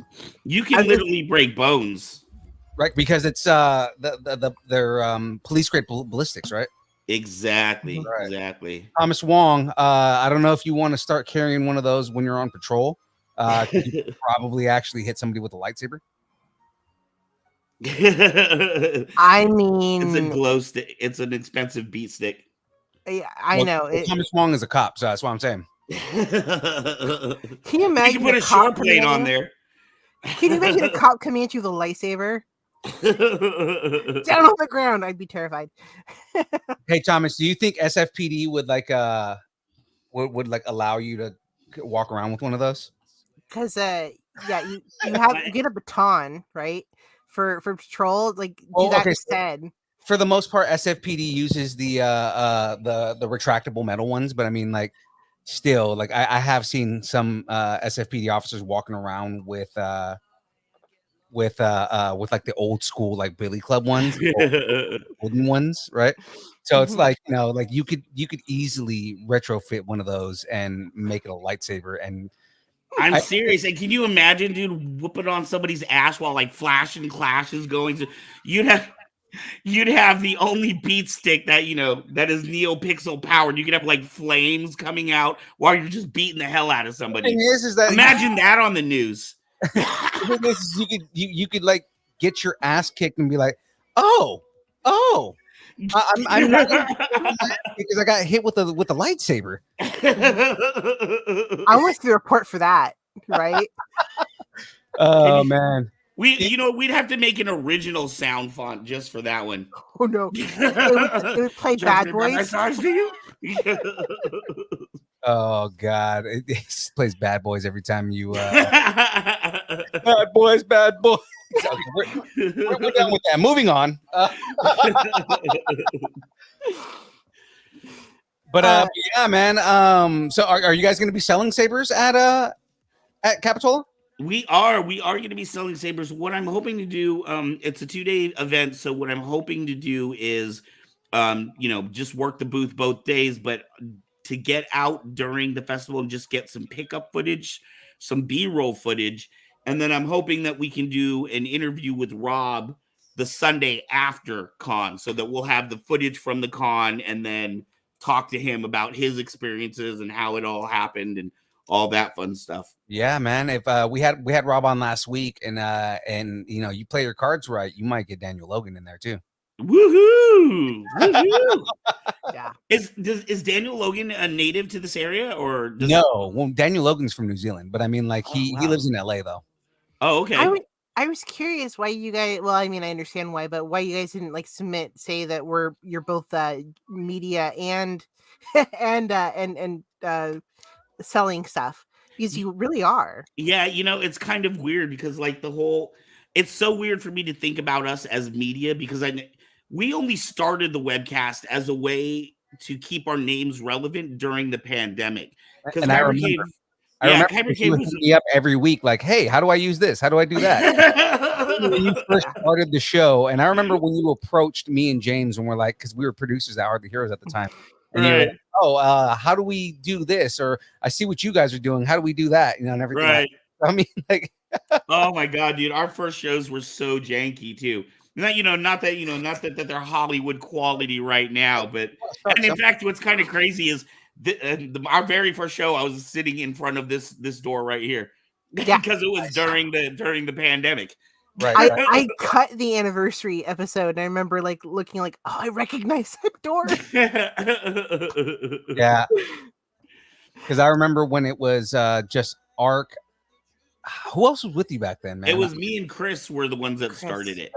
That's right. I remember when Chris was actually originally it was Chris's idea because we had just found out that doors were getting closed on all businesses. Right. And we were like, oh my God, what are we going to do? We didn't have an online presence really, other than we used to shoot fight videos on Saturdays and things like that, but we didn't have a website to sell everything. We were really, an in-person kind of store. So this was our way to kind of reach out and try to keep ourselves relevant. And now it's just turned into something else. Yeah. No, I remember because Soju would text me like every weekend. Thank you. Yeah. We're not worthy. We couldn't be here without you. You're bringing back memories now, because I remember Soju just constantly texting me and like, hey, how do I do this? Or if I want to do this, how do I do that? And everything like that. And I was more than willing to help, man. I mean, right. It was whatever we could do to get you guys where you wanted to be. Yeah, and we love you guys for it, and thank you. Mm-hmm. So yeah, so now we're fortunate to have a sponsor. Our show is every Sunday at 7 p.m. And I love that, like this one, and it's very similar. I think this is why we get along, but it's an interactive show. It's not meant to be me interviewing somebody and you just listening to it. I want the audience to have a chance to ask questions directly to whoever I have on my show. And we've been fortunate enough. We've had 2 actors from Squid Game on our show. Mm-hmm. We've had Alan Fernandez from A New Hope, Tim Donaldson, of course, C. Andrew Nelson, Dominic Pace from The Mandalorian. We've had, and as well as a number of people that own Saber companies and what was her name? Mary Trefino, who looks like dead on like Princess Leia. Do you remember her, Phoenix? Oh, yeah. Oh, my God. That chick scared me. Again, cool. Shout outs to Arc right below me right here, because all those Star Wars interviews that we've had, especially C. Andrew Nelson, because C. Andrew Nelson, the first time I interviewed C. Andrew Nelson was in person at Kyber, at the first KyberCon. Oh, yeah. That's how I met C. Andrew Nelson. And that's how that relationship that we have with him now started, right? Wow. Same thing. You are 100% the reason that we had Jeffrey Giuliano on. So, right. Dude, thank you. No, thank you. Thank you. I'm not worthy. I'm not worthy. Well, we always, whenever we get in trouble over at KC, we just steal Phoenix from you guys for a little bit. I know, right? Hey, we need your producer for the night. She's like the go-between between the 2 shows. Right. It's funny that you mentioned that old Soju was texting you, because now I left my little apprentice to helm the show. Right. And I'm constantly getting text messages like, how do you...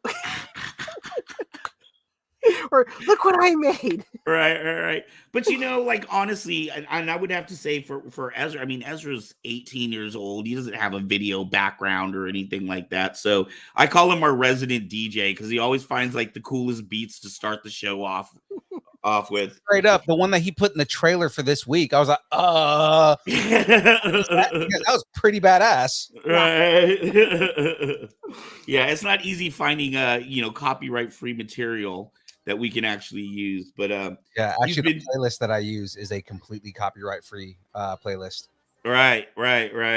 And a lot of times, like we have 2 other producers. We have a segment called Flow for the show, and then we have our California report. Oh yeah. Mm-hmm. And so sometimes like we'll get in segments from James, and like we have to, like Ezra has to go in and change out the music because the music is copyrighted. So on a few of our shows, if you go back and watch them, you'll see an excellent flow and then just sit quiet for like 2 minutes with somebody flowing, and then it comes back into audio because we that was before we realized, you know, we couldn't just use what everybody sent us. Mm-hmm. Yeah. Yeah, there's been moments, and sometimes I'll be like, how do you convert this? Yeah. He's done an amazing job. In fact, I was telling him probably even better than I could do. Like the student has surpassed the teacher recently. Well, I'm very, very proud of it. And then we just recently started our new show that's been picking up a lot of attention that we're doing. So we used to do Saber Rattle on Friday nights at 7. Right. And the reason that it started was because that was when Chris and I were working in the store. We needed something, you know, before the store closed at 9. We recently started a new show that is now on Friday nights. So Saber Rattle moved to Sundays, but our show on Friday nights is called Kyber Cave After Dark. And strangely, that idea actually started with Phoenix when Phoenix was over at Kyber Cave, because we were asked by another group to put to take Saber Rattle and convert it over there. But I wasn't really comfortable giving them a show that we already knew was working. So I told them, you know, we won't give you that show, but we'll build you a new show. And that premises became what is now Kyber Cave After Dark. They wanted the rights to it or something like that too. And I was like, Right. Yeah. Right. But Kyber Cave After Dark has been a ton of fun. We have another host. This guy, oddly, I'm going to a drag show this Wednesday. It'll be my first time ever going to a drag show. But this gentleman runs the drag show, and his persona, well, her persona when she is on stage is Rubik's Cube. Ooh, yes. So yes, but what's interesting about him / her is that he's kind of a host on our show now, and that we've never actually met. That only happened because we had interviewed him like a week before, and he had such dynamic, sparkling personality. And I was like, oh wow, it'd be nice to get, you know, a gay perspective on this topic that we're gonna have for the first show. And I brought him in, and he's been a staple ever since. Nice. So yeah, we just pick up random people everywhere. I've been wanting to meet him. Where is he located? Because I've been watching your show. Yeah, so I don't know where exactly he lives. He is the show that we're going to is in Lodi. And I know that Anthony does shows here in Fairfield for the Missouri Street Theater. You know, not drag shows, but just, you know, regular stage performances or whatever. Mm-hmm. So he's somewhere around here. Okay. Somewhere between you and me. There's even been talk of us having him on. We haven't really gotten there yet because I've been waiting for the cons to slow down again. Right. Because then we can just sort of focus more on what he's talking about. Right. But yeah.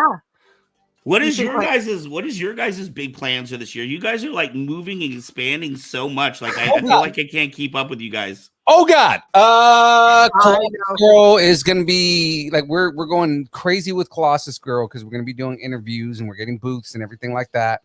We're planning on just kind of moving to as many cons as we can. Whether that means just having a booth because we are getting a whole bunch of stuff for our booth and everything like that. Or if it means doing interviews or, you know, things like that. Outside of that, I mean, I've been, I don't know if you've seen our TikTok, but we've been, you know, going nuts on the TikTok. Right. I'm a couple days late on my TikToks because I need to re-record 2 of the songs I recorded. Just because Jackie came up with really good ideas, and I was like, yeah, I need to do that. But you know, like things like that. And I mean, if you guys, again, for those of you who follow us and haven't checked out our TikTok, it's a combination of Mickey singing 80 songs and Deadpool saying weird things that Deadpool would say. Right. So and it sounds like you primarily run the TikTok. Oh yeah. Oh yeah. We do. Yeah. And it's funny because like the TikTok, the Deadpool stuff is really just, you know, like a lot of people will do like, oh, here's Deadpool doing this. My stuff is like day in the life of like the regular Wade Wilson stuff. Right. So it's like him wearing like a robe or him walking around like in his house. Right. wears the mask, right? And it's things like that. And like one of the two that are gaining the most traction out of all of them, one of them is him just hysterically crying because Betty White died in a bathrobe wearing a Golden Girls t-shirt.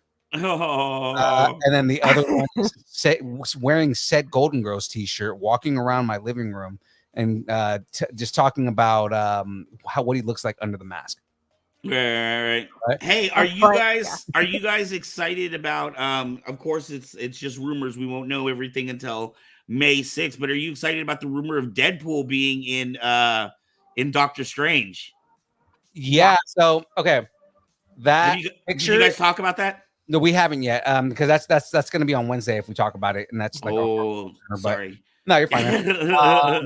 That I don't even know if we're going to talk about it because that is such it's such a out there non-rumor. Like somebody like zoomed in on a picture and said, "Does that look like Deadpool?" And it's like, right. I mean, it could just be like a coincidence, but I mean, it could be. But I mean, they've been talking about for a long time that the introduction of the mutants was going to be through this movie. And there's that scene, like, I don't know, did you guys see the trailer that just got dropped yesterday? Yeah. Right. So that's Charles Xavier confirmed. So why not Deadpool? Did they confirm Charles Xavier? I don't think it was confirmed. Well, it's what's his name's voice. Because right now they're Picard. Saying what is Picard's his real name? Jean-Luc. I know what you're talking about. Sorry. So Patrick Stewart. He's going to be at least a variant. No, but that's the thing is that everybody's saying, yeah, it sounds like Patrick Stewart.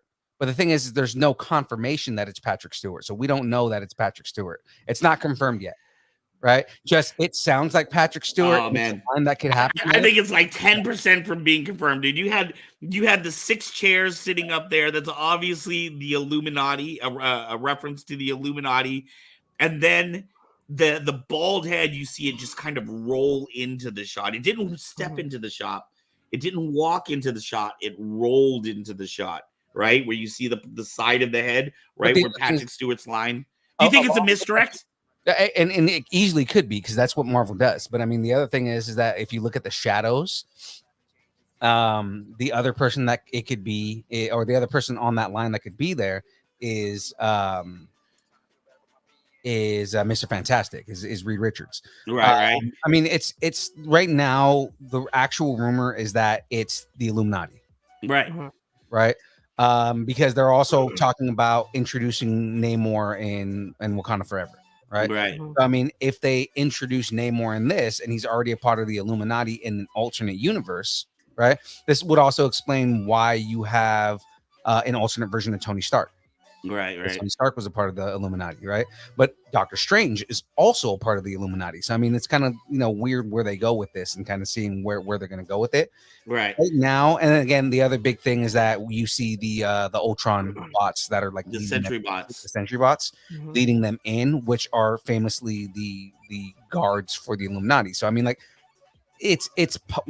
they're pushing towards the Illuminati are going to show up in this, but again, Marvel is good with Mr. X. Right. They spoke in a trailer. I just think this whole phase 4, I mean, it started with Spider-Man, right? But this whole phase 4 has been just about, and actually even the Disney Plus streaming stuff, it's just been about blowing open the doors and just character dumping. You know what I mean? Like just getting everybody ready for this next phase 5. They were talking about, I guess, Guardians of the Galaxy. This is going to be the last, Volume 3 is going to be the last Guardians of the Galaxy. Not the last Guardians of the Galaxy. It's the last iteration of this group of the Guardians of the Galaxy. Yeah. Right. Like, aren't they splitting up and doing other, right? Going into other adventures? Yeah, but I mean, there's other versions of the Guardians, right? This is just the one that they made for these movies. Right. I mean, in the comics, there's different versions of the Guardians, and they've already introduced more Guardians characters in the last movies. I mean, also the promo for the Guardians of the Galaxy. What if Zombie Wanda? Yeah, that'd be cool. They showed the Zombie Wanda in the Doctor Strange. Zombie Doctor Strange too. But they that's Superior Doctor Strange. I know, right? No, that's the character's name is Superior Doctor. Right, the one with the ponytail.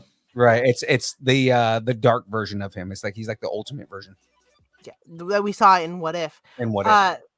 But for the Guardians of the Galaxy, someone has been pointing out that every time they kill off a character on the Guardian of the Galaxy, the promo reflects their color, and this one is gray. So they think that poor Rocket's going to get it.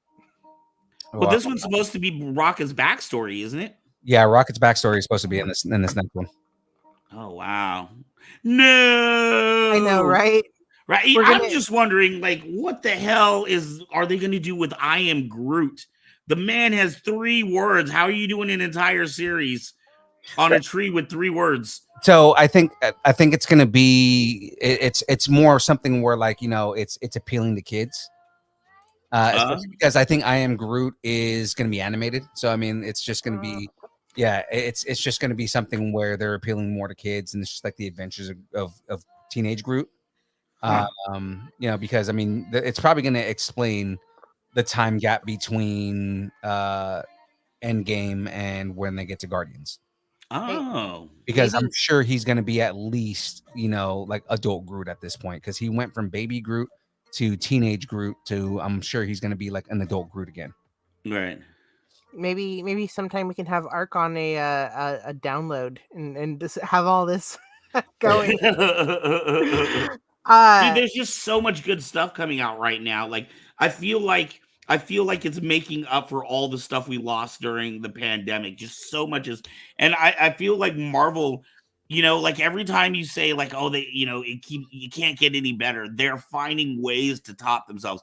I'm so impressed. And honestly, like, I really wish DC would just go ahead and hire James Gunn as like the Kevin Feige over there. The thing is if you saw the reel that DC just dropped, I'm excited for everything that's coming out. Yeah. Oh, during the Super Bowl, they dropped a reel that that had a couple scenes from different movies and whatnot, and it looks, so far the movies that they're going to be dropping this year look really good. Wow. Yeah, I heard about Black Adam. That was the only one that I heard about. Black Adam, The Flash is on there. Who else is going to be? Black Adam, The Flash, the new Aquaman. Ooh. Of course, Batman is coming out in like a couple of weeks. You know, right. Oh my god! And that is the other one that I really don't get too excited about DC projects, but that new Batman just looks like fire. Oh yeah, I think that's the Batman we've been waiting for. Yeah, absolutely is, man. So real quick, just because we are coming up on time, are you busy, Ark? I'm asking you on a date right now. Oh man, I have no social life, dude. Oh, I'm getting asked on a date on Valentine's Day. How sweet is that? Jackie know? Yeah. Are you busy on Wednesday? What was that? Are you busy on Wednesday? I don't think so. So Wednesday we do the download, which is basically the news and rumors and everything like that. Yeah. You down to come on a Wednesday? Sure. Oh, yeah. We normally do that about 7:30. Okay, that sounds good. For sure, man. So Thank you. We will continue these conversations on Wednesday and keep going, just because we do have to end. We're about 10 minutes over right now. So, oh man, I'm sorry. No, you're fine, man. But I mean, that way we can continue the conversations, especially because we're going to be having those conversations on Wednesday. So, right. So there we go. We'll do that. So, before we disappear and jump away and everything like that, Ark, I need your pluggables. Where can everybody find you? You can find us at youtube.com/KyberCave, twitch.tv/KyberCave Productions, facebook.com/KyberCave and KyberCave Productions. KyberCave is more for the Saber stuff, and KyberCave Productions is for our videos. So all the video stuff that we do online. Beautiful. And at KyberCave.com. Go check out all of our cool merch. We have sabers there. And don't forget, you can win a free saber every single week. But if you don't win it, you can buy it online as well. Hell yeah. I'm ready. Phoenix, pluggables. I've already commented and done my share, so I'm hoping to win something. Anyway, Facebook, Twitch, Twitter, pretty much everything. But of course, as always, distance nerding. Woo-hoo. And of course, you all know where you can find us. You're here right now watching us Oh, Phil, what's our TikTok? At Distance Nerding, like everything else that we do. Pretty much any social media that exists, if it exists, Distance Nerding is on it. So that would be the Facebooks, the Twitches, the Instagrams, the TikToks, the YouTubes, the everything, the MySpaces, of course, OnlyFans, and it's just Bird's Feet. That's it. Just Bird's Feet. Okay. Guys, find us everywhere. And of course, Mondays, we do The Build, the show that you're watching right now. Wednesdays, we do The Download, all the news, all the rumors. And this week, we'll be doing 2 episodes of Book of Boba. And then, of course, catch me randomly playing video games because I do that. Destiny, Halo, whatever I feel like playing at the time. I'll play video games, and you guys hang out with me. You guys ask me questions in the chat. We'll bust out some pod decks, and we'll ask questions and have a crap ton of fun because it is a lot of fun. Obviously, I'm over here drinking DUBBY, and I'm still alive. So there we go. It is now time for the dance party. So grab something next to you, and let's dance. Grab something next. I have my Grogu saber. There we go. Grogu saber.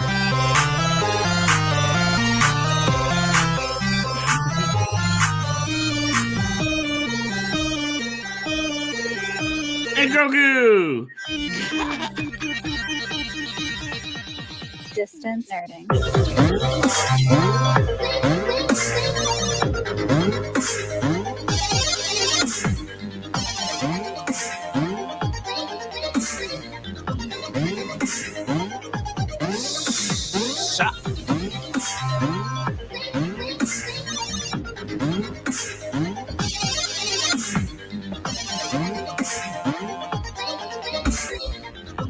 Woohoo!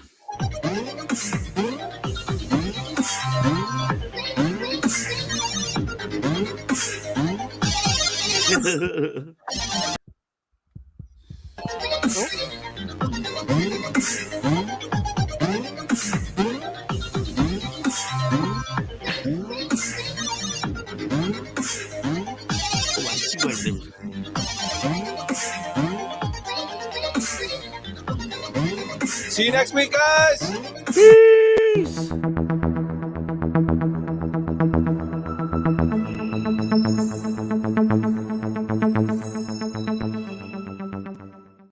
Make plans now for this year's Capitola Collecticon, March 4th through 6th. Star Wars Sunday at Capitola Collecticon happening March 6th. Come meet the original Mandalorian and Boba Fett cast members. For general admission or VIP passes, visit CapitolaCollecticon.com.